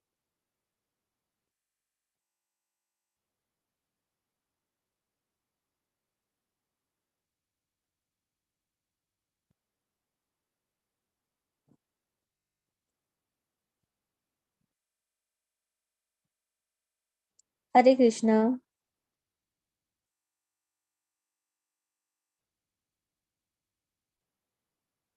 भगवान तो स्वयं है, भगवान भी ले बोल सकते हैं, लेकिन उन्होंने क्यों कहा।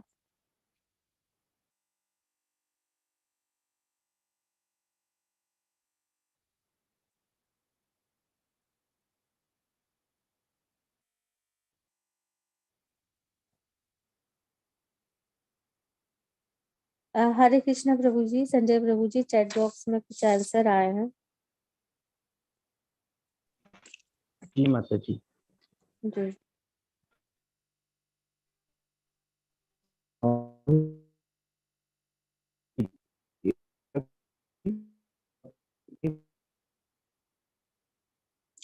प्रभु जी वॉइस कट रही है आपकी। जी माता।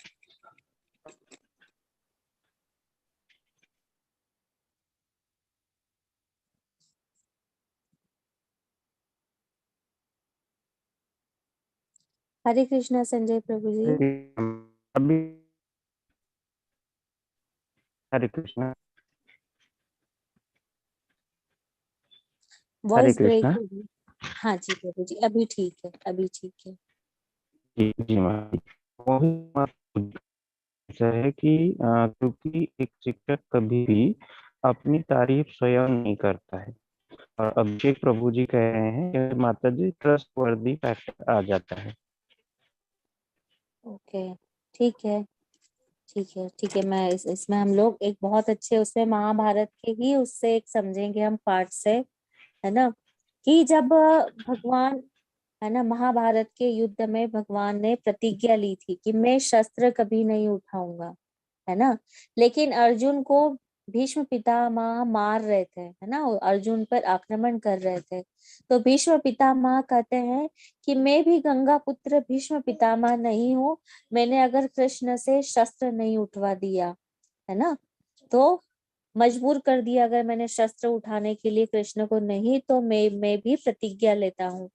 तो कृष्ण भगवान क्या कहते हैं, जब देखते हैं कि अर्जुन पर भीष्म पितामह वार कर रहे हैं, है ना, तो क्या करते हैं, कृष्ण भगवान भी रथ का पहिया लेकर भीष्म पितामह के पीछे दौड़ते हैं, है ना। तो उन्हें अर्जुन फिर रोकते हैं और कहते हैं कि आप ये क्या कर रहे हो माधव, है ना, मैं आपने प्रतिज्ञा ली थी कि मैं शस्त्र नहीं उठाऊंगा, है ना। तो भगवान कहते हैं कि मैं अपनी प्रतिज्ञा तोड़ सकता हूँ। क्यों? क्योंकि भीष्म पितामह कौन थे, भगवान के भक्त ही थे, है ना। तो भीष्म पितामह की प्रतिज्ञा के लिए भगवान ने अपनी प्रतिज्ञा तोड़ दी, है ना। तो भगवान क्या करते हैं, अपने भक्तों के लिए अपनी प्रतिज्ञा तोड़ सकते हैं, है ना, जैसे भीष्म पितामह के लिए कृष्ण ने, भगवान ने किया था। तो भगवान कहते हैं अपना मान टले टल जाए पर भक्त का मान न टलते देखा, है ना। तो इसलिए भगवान कहते हैं कि अर्जुन तुम घोषणा कर दो कि एक भक्त का, है ना, कभी विनाश नहीं होगा, ठीक है। इसलिए अर्जुन से कहा, क्योंकि भगवान अपनी कही हुई वाणी से, अपनी प्रतिज्ञा से किसी के लिए बदल सकते हैं, लेकिन भक्त के मुंह से निकली हुई वाणी या प्रतिज्ञा कभी भी निष्फल नहीं होती है ना। तो भक्त का कभी विनाश नहीं होता है। अभी 32 श्लोका के माध्यम से भगवान क्या कह रहे हैं, माम ही पार्थ व्यपाशित ये अपि स्यु पापयोनय स्त्रिय वैश्या तथा शूद्रा ते अपि यान्ति पराम गति। हे पार्थ, जो लोग मेरी शरण ग्रहण करते हैं वे भले ही निम्न जन्मांतरी वैश्य, व्यापारी तथा शूद्र श्रमिक क्यों न हो, वे परम धाम को प्राप्त करते हैं, है ना। तो भगवान की भक्ति कोई भी कर सकता है ना। किसी भी गुण वाला व्यक्ति, किसी भी कर्म वाला व्यक्ति कोई भी कर सकता है, किसी भी विभाग वाला व्यक्ति, है ना। जब प्रभुपाद जी ने हिप्पियों को हैप्पी बना दिया भक्ति के माध्यम से, तो भक्ति कोई भी कर सकता है ना। भक्ति में ऊंचा नीचा कुछ भी नहीं देखा जाता है। हरे कृष्णा।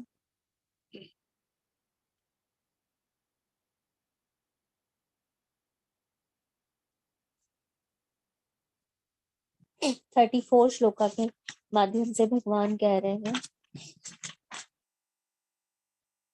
मत मना भव मत भक्त मत याजी माम नमस्कुरु मामेव ऐशसि युक्त्वा एवं आत्मनाम मत परायण।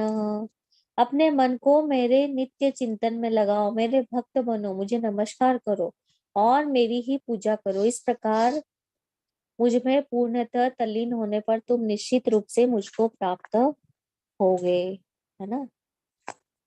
तो इस प्रकार ये बहुत महत्वपूर्ण श्लोक है ना, कि हमें कृष्णा भावना भावित होना है, भगवान की पूजा करना है, भगवान की मन में चिंतन करना है उनका, है ना, उनके भक्त बनना है, उनको नमस्कार करना है। तो इस प्रकार हम पूर्णतः कृष्णा भावना भावित हो सकते हैं, है ना, क्योंकि भगवान श्री कृष्ण कोई सामान्य मनुष्य नहीं है, वो भगवान है ना। प्रभुपाद जी के कुछ कथन शब्द देख लेते हैं हम।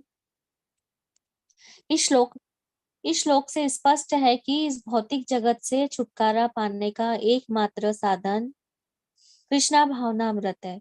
लेकिन कृष्ण तत्व को न जानने के कारण भाष्यकार कृष्ण को छिपाते हैं, उनको उनके मन या शरीर से पृथक बताते हैं।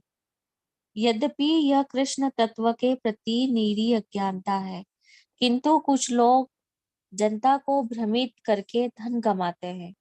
अतः मनुष्य को कृष्ण के आदि रूप में मन को स्थिर करना चाहिए। उसे अपने मन में यह दृढ़ विश्वास करके पूजा करने में प्रवृत्त होना चाहिए कि कृष्ण ही परम है। कृष्ण ही पूजा के लिए भारत में हजारों मंदिर है जहाँ भक्ति का अभ्यास किया जाता है। जब ऐसा अभ्यास हो रहा हो तो मनुष्य को चाहिए कि कृष्ण को नमस्कार करे, उसे अर्च विग्रह के समक्ष नतमस्तक होकर मनसा वाचा और कर्मणा हर प्रकार से प्रवृत्त होना चाहिए। इससे वह कृष्ण भाव में पूर्णतः तल्लीन हो सकेगा। इससे वह कृष्ण लोक को जा सकेगा। उसे चाहिए कि कपटी भाष्यकारों के बहकावे में न आए। उसे श्रवण कीर्तन आदि नवदा भक्ति में प्रवृत्त होना चाहिए। शुद्ध भक्ति मानव समाज की चरम उपलब्धि है। ठीक है, तो ये आज हमारे 9वें अध्याय यही समाप्त होता है।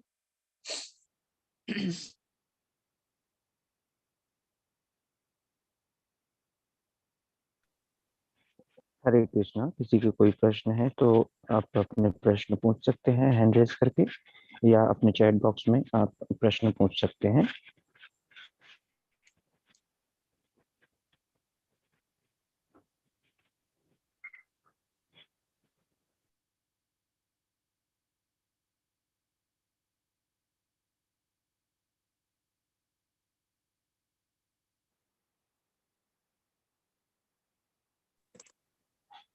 आदित्य प्रभु जी का एक प्रश्न है कि जो लोग भगवान पर विश्वास नहीं करते अर्थात नास्तिक है, उनको भक्त कैसे बनाए।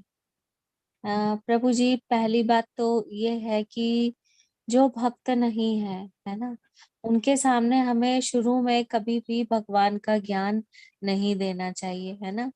ऐसे अगर हमें अचानक कहेंगे कि भगवान श्री कृष्ण भगवान है तो वो कभी उस पर यकीन भी नहीं करेंगे, है ना। और यकीन नहीं करने के लिए 10 तर्क आपको आपके सामने प्रस्तुत करेंगे, है ना, पहली बात। दूसरी बात, आप ये कर सकते हैं कि उनकी कोई अज्ञात स्वीकृति, है ना, कैसे करवा सकते हैं, उनको प्रसादम खिलाइए आप, है ना, पहले। या फिर कोई कीर्तन सुनवाइए उनको, उनके कानों में भगवान का नाम गूंज जाए, है ना। तो इस तरीके से आप उनको अज्ञात स्वीकृतियों के माध्यम से उनको भक्त बना सकते हैं। और तो बहुत मुश्किल रहता है इनको समझाना, है ना।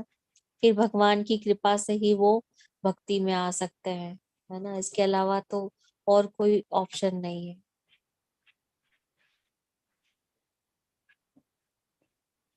जी जी माता जी, प्रभु जी। ऋत्विक प्रभु जी का प्रश्न है। माता जी, आवाज आ रही है? हाँ जी जी।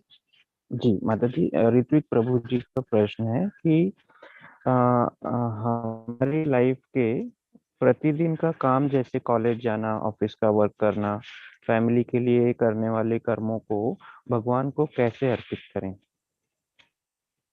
प्रभु जी, आप उठते हैं सुबह, है ना, उठ के भगवान की अपनी आंखों से दर्शन करना चाहिए। उठते से ही सबसे पहले उनको नमस्कार करना चाहिए, है ना।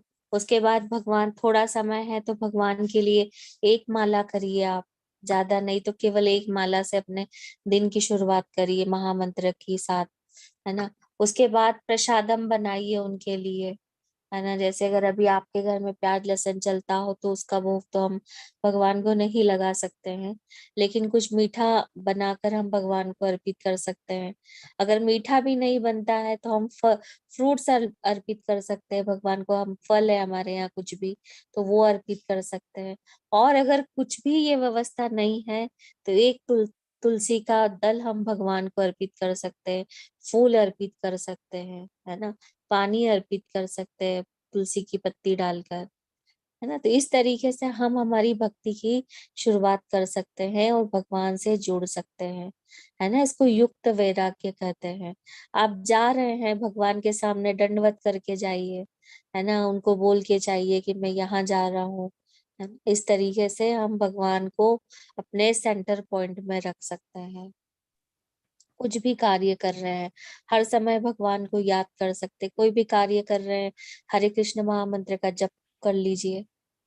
कोई कार्य करने बैठे, एक बार हरे कृष्ण महामंत्र बोल लिया, है ना। इस तरीके से हम हमारे प्रत्येक कार्य में भगवान का स्मरण कर सकते हैं, उसी चेतना में हम रह सकते हैं, है ना, कृष्ण भावना भावित चेतना में। जी माता जी। जी मोहित कुमार प्रभु जी का प्रश्न है कि माता जी, एक सच्चा सन्यासी क्या वही है जो घर त्याग कर दे? नहीं प्रभु जी, है ना। इस अगर आप कह रहे हैं कि सच्चा सन्यासी, जब तक उसका मन शुद्ध नहीं है तब तक वो सच्चा सन्यासी नहीं कहा जा सकता है ना। अभी कोई गृहस्थ में है और अगर उसका मन शुद्धता वाला नहीं भी है, और अगर वो भगवान की भक्ति कर रहा है ना, तो वो धीरे धीरे उस प्रोसेस में आ जाएगा कि उसका मन शुद्ध हो जाएगा भगवान के लिए सेवा करते करते, भगवान के लिए प्रसादम बनाते बनाते। लेकिन अगर कोई सन्यासी है, वो घर त्याग कर रहा है और अगर मन शुद्ध नहीं है, तो फिर वो सच्चा सन्यासी नहीं हो सकता है ना। वो व्यधान होगा या वो मिथ्याचारी कहा जाएगा, है ना। तो इस तरीके से हम समझ सकते हैं। भगवान ने दोनों तरह से बताया है कि सन्यासी वो है ना, जो अपने नित्य कर्मों के साथ भगवान को हमेशा याद कर रहा है ना। उस तरीके से भी कोई भक्ति कर सकता है, और कोई सभी चीजों को त्याग करके सन्यासी बन सकता है। वो प्रोसेस भी भगवान ने एक्सेप्ट की है ना, बताई है अर्जुन को। लेकिन अगर मन शुद्ध नहीं है और अशुद्धता के साथ कोई सन्यास लेता है, तो वो उचित नहीं है। मन अगर हमारा शुद्ध है, कोई इंद्रिय तृप्ति की इच्छा नहीं है, इंद्रिय विषय नहीं है कोई हमारे मन में, है ना, तो हम त्याग सकते हैं। हम डिटेच है चीजों से, है ना। हम वैराग्य की तरफ हमारे जीवन को ले जा सकते हैं, तो वो सन्यासी सच्चा कहा जाएगा, है ना। मिथ्याचारी और सन्यासी दोनों में बहुत फर्क होता है। जी प्रभु जी, हरे कृष्णा। जी माता जी। माता जी, अभिषेक प्रभु जी का प्रश्न है। सृष्टि जी माता जी का प्रश्न है कि मेरा प्रश्न तो नहीं है। प्रश्न माता जी का ऐसा है कि ब्रह्मा जी के 100 वर्ष पूरे होने के बाद क्या होगा? ब्रह्मा जी के 100 वर्ष जैसे ही कंप्लीट होंगे प्रभु जी, वैसे ही फिर प्रलय की स्थिति होगी, है ना। ये प्रकृति का पूरा विनाश होगा जैसे ही उनकी रात्रि होगी, रात अ, आएगी उनके जीवन में, है ना। तो इस पृथ्वी लोक से जितने भी लोक हैं, है ना, ब्रह्मा जी का लोक तक, सभी का समापन होगा, सभी समाप्त हो जाएंगे। वो भगवान की इच्छा पर है ना प्रभु जी। वो ये जो भगवान की प्रकृति करने की इच्छा होती है, सृष्टि करने की इच्छा होती है, तो वो करते हैं, है ना। जब विनाश की इच्छा होगी तो फिर विनाश करेंगे। हाँ, लेकिन ब्रह्मा जी के 100 दिन हो जाएंगे तो स्वाभाविक है, जैसे भगवान ने बताया है, हमने देखा भी है कि प्रलय की स्थिति बनती है फिर।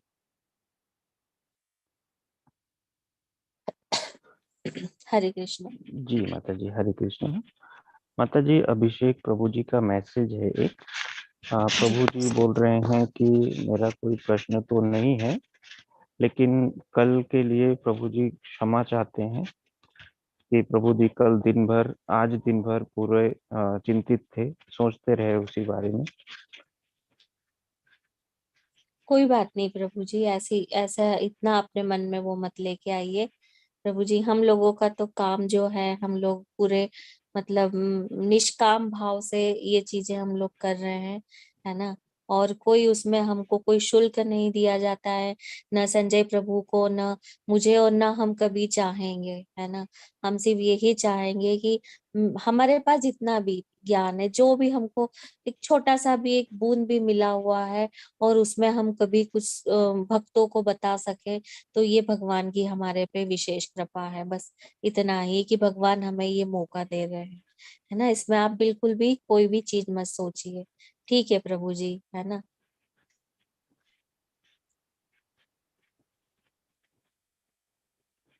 जी माता जी, ऋत्विक प्रभु जी का प्रश्न है कि माला कैसे करते हैं। जी प्रभु जी आप बताइए। आप एक बार बताइए। मैं जी हारी हूँ प्रभु जी, है ना, थोड़ा सा मुझे 2 मिनट जी दीजिए। जी जी। जी माता जी। हरे कृष्णा ऋतिक प्रभु जी। प्रभु जी, जैसे हम कोई भी माला लेते हैं, हम शुरुआती दौर पे जब हम जब हम शुरुआत करना चाहते हैं, तो उस समय हम कोई भी माला ले सकते हैं। जैसे नीम की माला है, या हमारे घर में जो भी माला अवेलेबल हो, या नहीं है तो हम आसपास के मंदिरों में जाके वहां से माला ला सकते हैं। तो माला जब हम देखते हैं तो उसमें 108 मोती होते हैं। 108 मोतियों के अलावा एक और मोती होता है, बीच में होता है। उसको, वो जो मोती रहेगा वहां से हमें शुरुआत करना होता है। वहां पे जैसे ही हमारा जो मंत्र होता है, महा मंत्र जो है हमारा, हरे कृष्णा कृष्ण कृष्ण हरे राम राम राम हरे हरे, ये मंत्र बोलने के पहले वैष्णव प्रणाम मंत्र होता है। ये मंत्र हम आपको ग्रुप में सभी के लिए हम भेज देंगे। तो वो मंत्र होता है, जय श्री कृष्ण चैतन्य प्रभु नित्यानंद श्री अद्वैत गदाधर श्रीवासादि गौर भक्त वृंद। और इसके तुरंत बाद ही हमें महामंत्र शुरू करना है। हरे कृष्णा कृष्ण कृष्ण हरे हरे, हरे राम राम राम हरे हरे। एक मोती पे ये मंत्र बोलना है, दूसरे मोती पे फिर से बोलना है। ऐसे करते करते हमें 108 बार बोलना है। तो ये माला जैसे ही कंप्लीट होती है, तो जैसे ही जो सेंटर मोती होता है उसको हमें क्रॉस नहीं करना है। माला को हमें फिर से वापस से जिधर से हम माला शुरू किए थे, हमें फिर से रिटर्न उधर से ही आना है। मतलब जो सेंटर मोती होता है उसे हमें क्रॉस नहीं करना होता है। तो जो एक माला करते हैं उनके लिए कोई प्रॉब्लम नहीं है, लेकिन जो एक से ज्यादा करते हैं उनके लिए ये नियम रहेगा कि जो सेंटर मोती होता है उसको हम कभी भी क्रॉस नहीं करना है। हमें माला कंप्लीट होने के बाद माला को घुमा लेना है और फिर से उधर से ही वापस आना है जिधर से हम गए हैं। तो इस तरह से हमारी माला कंप्लीट होती है प्रभु जी। और हर राउंड कंप्लीट होने के बाद जैसे हम फिर से शुरू करेंगे तो हमें वैष्णव प्रणाम मंत्र बोलना है। जय श्री कृष्ण चैतन्य प्रभु नित्यानंद श्री अद्वैत गदाधर श्रीवासादि गौर भक्त वृंद। हर राउंड में हमें ये मंत्र बोलना है। ये मंत्र हम इसीलिए बोलते हैं कि यदि हमारे माला करते समय हमसे कोई भी त्रुटि हो जाती है, तो हम जितने भी वैष्णव वृंद हैं, वैष्णव भक्त हैं, हम उनसे क्षमा याचना करते हैं कि हमसे जो भी गलतियां हुई हो माला करते समय, उसके लिए हमें क्षमा करें। हरे कृष्णा प्रभु जी, आशा है कि आप समझ गए होंगे। हरे कृष्णा संजय प्रभु जी, बहुत अच्छे से बताया आपने। हरे बहुत बहुत कृष्णा माता जी। धन्यवाद। जी जी। बस सबको यही ध्यान रखना है कि जैसे ही लास्ट मोती आता है, उसको लास्ट मोती को हमें फर्स्ट में कन्वर्ट करना है, उसको फर्स्ट बना लेना है। अगर 2 राउंड 3 राउंड जो भी जितनी भी माला कर रहे हैं, जैसे कि प्रभु जी ने बताया कि अगर एक माला कर रहे हैं तो उसमें कोई दिक्कत नहीं है। ठीक है। हरे कृष्णा माता प्रभु जी, जी। एक और प्रश्न है। रिया जी। माता जी का प्रश्न है। माता जी पूछ रहे हैं कि त्रिदेवों में सबसे सुप्रीम कौन है। सबसे सुप्रीम कौन है? देखिए माता जी, है ना, जो विष्णु तत्व है ना, वो सतोगुणी है। और जो ब्रह्म जो है, ब्रह्म देव कहें या तत्व कहें, तो वो कौन है? वो रजोगुणी प्रधान है ना। और शिव जी जो है वो तमोगुणी है। वो है नहीं एक्चुअली, है ना, लेकिन वो उनको उस गुण का कार्य दे रखा है ना। सबको इन गुणों का कार्य दे रखा है। तो अभी सतोगुणी तो सबसे क्या कहना चाहिए कि अलग होंगे वो, है ना, वो रजोगुणी नहीं होंगे। सतोगुण में कोई होता है तो बहुत अच्छे से अपने जीवन को वो व्यतीत कर सकता है, शांति से जी सकता है है ना। तो हमें सतो गुण की ही पूजा करना चाहिए, ऐसा हम लोगों के जो गुरु है, आचार्य है, वो बताते हैं, है ना। लेकिन हम लोग भेद नहीं कर सकते हैं, है ना, तत्व एक ही है। और अगर हम भगवान से बड़ा कहते हैं या छोटा कहते हैं तो ये एक अपराध होता है माता जी, है ना। अभी अब बाकी जैसे हम लोगों ने बोला है उस हिसाब से आप समझ सकते हैं, हमें अपराध नहीं करना है किसी भी चीज में, लेकिन अपनी बुद्धि से हम लोग समझ सकते हैं चीजों को। संजय प्रभु जी, मैं सही कह रही हूँ ना?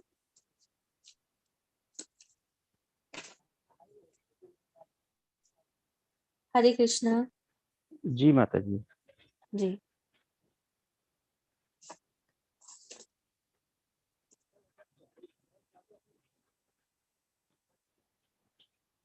जी माता जी, प्रश्न हो गए हैं। जी प्रभु जी। अभिषेक प्रभु जी, आप बिल्कुल भी कोई टेंशन मत लीजिए, कोई उसमें कोई भी ऐसी बड़ी बात नहीं हुई है ना। प्रभु जी जैसा बोल रहे हैं, हम सब मनुष्य हैं और सब ये चीजें घटित होती रहती है ना, कोई टेंशन नहीं। जी माता जी, वो जी शायद जी प्रभु जी का सिर्फ एक ये शब्द जो है वो गलत हो गया है प्रभु जी से, शायद मिस्टेकनली, और उसका कोई इतना बड़ा चिंता करने की जरूरत नहीं है प्रभु जी। हम इंसान हैं, और जैसा कि माता जी ने अपने एक्सप्लेनेशन में भी बताया है कि इंसान है मतलब गलतियों के पुतले हैं, हमसे कहीं पे भी कभी भी गलती हो जाएगी। त्रुटि हो जाती है, हमारे में जी ये कमी है ना प्रभु जी, कोई दिक्कत नहीं है। जी, उसको आप अपने मन से बिल्कुल भी निकाल दीजिए प्रभु जी। हम उसके बारे में हम बिल्कुल नहीं सोच रहे हैं, ना माता जी सोच रहे हैं, ना हम सोच रहे हैं, ना और कोई सोच रहा है। उसके बारे में आप बिल्कुल भी आज ही उसको, अब भी तुरंत उसको अपने मन से निकाल दीजिए कि ऐसा कुछ हुआ भी है कभी भी। जी जी। प्रभु जी एक और प्रश्न आया है आदित्य प्रभु जी जी का। माता जी। उनका प्रश्न है कि वो जानना चाह रहे हैं कि हम भगवान के प्रति हमारी श्रद्धा कैसे बढ़ी, है ना। और क्या हम भगवान पर पहले संदेह करते थे, है ना। और ये जो भक्ति वाली यात्रा कब से शुरू हुई, क्या भगवान ने हमारे जीवन में कोई चमत्कार किया, है ना, या कोई कृपा शुरू हुई है, तो वो बताइए। तो जी प्रभु जी, बहुत बहुत धन्यवाद आपका, आपने बहुत अच्छा प्रश्न पूछा है ना। तो मैं इसके बारे में यही कहना चाहूंगी प्रभु जी की भगवान के प्रति, कृष्ण के प्रति, भगवान श्री कृष्ण के प्रति कभी भी बचपन से लेकर आज तक कोई संदेह नहीं था। मैं इस मामले में अपने आप को बहुत अच्छा समझती हूँ, भगवान की कृपा समझती हूँ कि हमारे घर में शुरू से ही भगवान कृष्ण को हमारे इष्ट देव माना गया है, और शुरू से ही कोई भी कार्य किया जाता था तो उन्हीं को समर्पित करके किया जाता था, भगवान कृष्ण को, है ना। हमारे घर में डीटीज भी बहुत पहले से थी, काफी समय पहले से थी। हमारी दादी के समय से भगवत गीता हमारी दादी खुद पढ़ते थे और हम लोगों को बताते थे। हालांकि उस समय मैं इतना समझ नहीं पाती थी, लेकिन दादी और हमारे फैमिली में जो भी मेंबर्स हैं वो सभी भगवत गीता शुरू से पढ़ते थे, है ना, पहली चीज। और दूसरी, इसमें आप जैसा कह रहे हैं कि मेरी यात्रा कब से शुरू हुई, अगर देखा जाए तो थोड़ा थोड़ा तो भगवान कृष्ण के बारे में हम लोग जानते थे, फेथ तो पूरा था ही, भगवान पे पूरा विश्वास था हम लोगों को। और मेरी यात्रा अगर वास्तविक रूप से शुरू हुई है, भगवान से ज्यादा करीब से मैं थोड़ा समझने लगी हूँ, जानने लगी हूँ, तो वो 2001 से, जैसे ही कोरोना स्टार्ट हुआ तब से मैंने भगवान से जुड़ना ज्यादा स्टार्ट किया। और ये जैसे आप लोगों को लिंक मिली, वैसे ही मुझे भी एक ये लिंक मिली थी। और मैं तो विशेष कृपा मानती हूँ अपने आप को कि भगवान की मेरे पे कृपा हुई और वो लिंक से मैंने ज्वाइन किया। और सबसे पहले नामनिष्ठा दास प्रभु जी ने ही हम लोगों को ये भगवत गीता का ज्ञान दिया, है ना। उन्हीं के मुख से मैंने ये भगवान का ज्ञान लिया। कुछ प्रश्न थे माला से संबंधित मेरे, तो प्रभु जी ने वो प्रश्नों का उत्तर भी बहुत अच्छे से मुझे समझाया, है ना। पहले मैं ओम नमो भगवते वासुदेव का जाप करती थी, लेकिन फिर प्रभु जी ने मुझे समझाया कि नहीं, आपको ये जाप करना चाहिए, क्योंकि कलयुग के लिए ये जाप मतलब इफेक्टिव है, ये ज्यादा पावरफुल है। इस तरीके से प्रभु जी ने बताया, तो फिर मैंने ये जाप स्टार्ट किया महामंत्र का।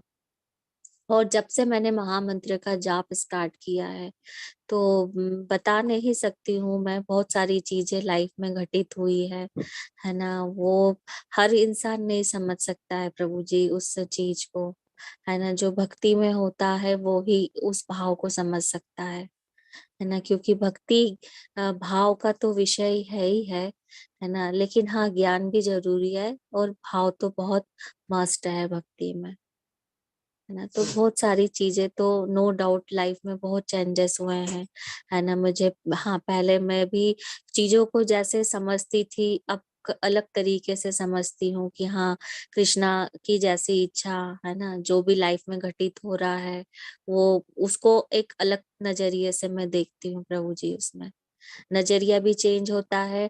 और जैसे जैसे हम महामंत्र जपते हैं, माला जैसे जैसे हमारी बढ़ती है, वैसे वैसे हमें वास्तविकता नजर आती है, चीजें हम लोगों को समझ में आती है कि कैसी है ये चीजें, है ना। ये जो व्यवस्थाएं हैं, या जो हमारी लाइफ में कोई घटना भी हो रही है, कोई चीजें घटित भी हो रही है, तो वो क्या, किस तरीके से हो रही है ना। चीजों की क्लियरिटी बढ़ती है हमारे लाइफ में,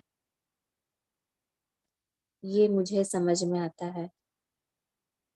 जी बिल्कुल बिल्कुल हो सकता है, 101। प्रभु जी का प्रश्न है कि क्या हमारी लाइफ में भी चमत्कार हो सकता है? बिल्कुल हो सकता है। क्या आप पहले मेरे ही प्रश्न का उत्तर दीजिए कि क्या आप भगवान को, कृष्ण के उसमें विश्वास करते हैं, है ना, उनमें श्रद्धा है आपके लिए, है ना। तो आप ये देखिए कि भगवान के लिए आपके मन में श्रद्धा कितनी है। जितनी ज्यादा श्रद्धा होगी, है ना, जितना आप फुल्ली सरेंडर करेंगे, उतना ही आपके लाइफ में चमत्कार होंगे, डेफिनेटली होंगे प्रभु जी।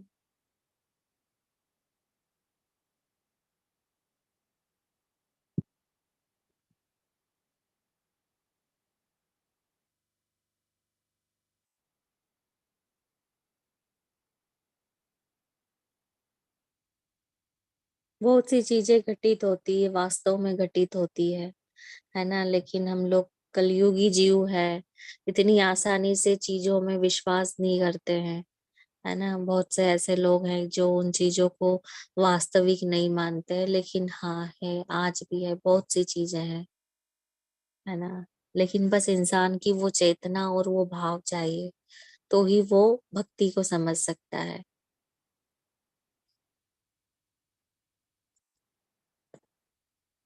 हरे कृष्णा। ठीक है प्रभु हरे जी। कृष्ण जी हरे जी कृष्ण। माता जी। ठीक है संजय प्रभु जी, प्रश्न नहीं है तो फिर। जी माता जी, प्रश्न हो गए हैं सारे। जी जी। सबसे पहले तो हाँ, एक चीज मैं ये बताना चाहूंगी, जैसे जैसे आप माला करेंगे, है ना, हरे कृष्ण महामंत्र का, क्योंकि इसमें भगवान कृष्ण भी शामिल है, राम भी शामिल है ना, और श्रीमती राधा रानी भी शामिल है ना इस मंत्र में, तो वो उसका प्रभाव बहुत अलग होता है ना। और जैसे मैंने पहले भी बताया कि हम राधा रानी से ये प्रेयर कर रहे हैं, प्रार्थना कर रहे हैं इस मंत्र के जरिए कि हमको अपनी सेवा में शामिल करिए, भगवान श्री कृष्ण की सेवा में लगाइए, है ना। ये हम बार बार उनसे प्रेयर करते हैं इसके माध्यम से, मंत्र के माध्यम से, तो उसमें जरूर हमारी लाइफ में बदलाव आते हैं, है ना। सबसे पहले तो आप ये देखेंगे, अगर किसी को गुस्सा अगर बहुत आता होगा, तो धीरे धीरे धीरे आप जैसे जैसे माला बढ़ाएंगे, तो वो गुस्सा बहुत कम हो जाता है ना। फोकस बढ़ने लगता है चीजों पे, है ना। और सबसे एक अच्छी चीज ये होती है कि पूरी लाइफ, पूरा मतलब दिन हमारा बहुत व्यवस्थित तरीके से जाता है ना। और अगर जिस दिन, मेरे साथ तो ये होता है कि मैं माला नहीं कर पाती, तो उस दिन मेरा पूरा दिन बहुत अव्यवस्थित हो जाता है ना, कि ये भी नहीं हुआ, वो भी नहीं हुआ, ये पेंडिंग रह गया, इस तरीके से चीजें घटित होती है। और जब जब मैंने माला पूरी 100% की है, 16 माला, तो वो पूरा मेरा दिन बहुत व्यवस्थित जाता है, बहुत आनंद से जाता है ये मेरा खुद का अनुभव है।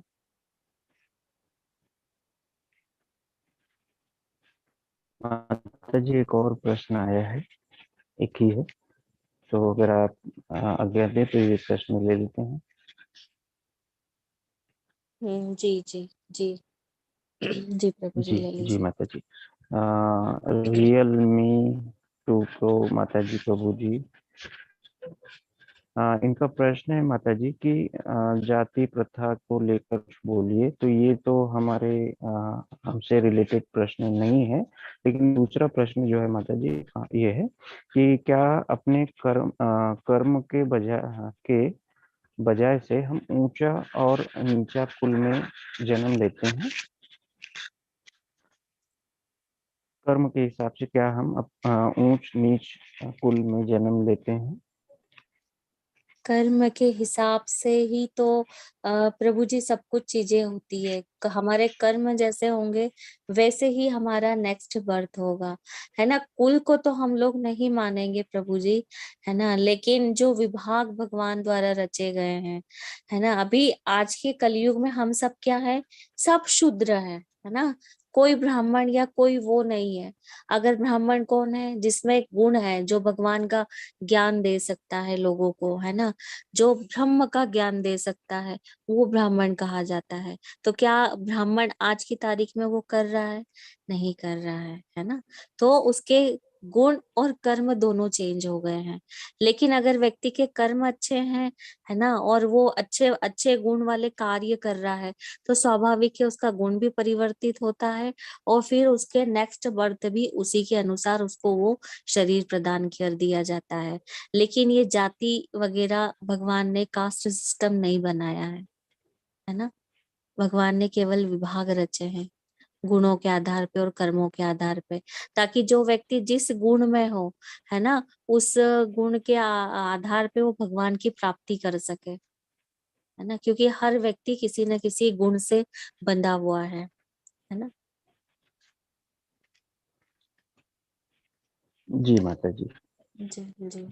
इस बारे में तो प्रभु जी हम इतना ही अभी बता सकते हैं, है ना। जाति वगैरह के बारे में हमारा ये विषय नहीं है इस बारे में। जी जी आदित्य प्रभु जी, आप पूछ सकते हैं प्रभु जी। जिनका भी मुझे उत्तर पता होगा, जो जानती होंगी, मैं जरूर आपकी जिज्ञासा को पूर्ण करने की कोशिश करूंगी, आपके उत्तर देने की कोशिश करूंगी प्रश्नों के।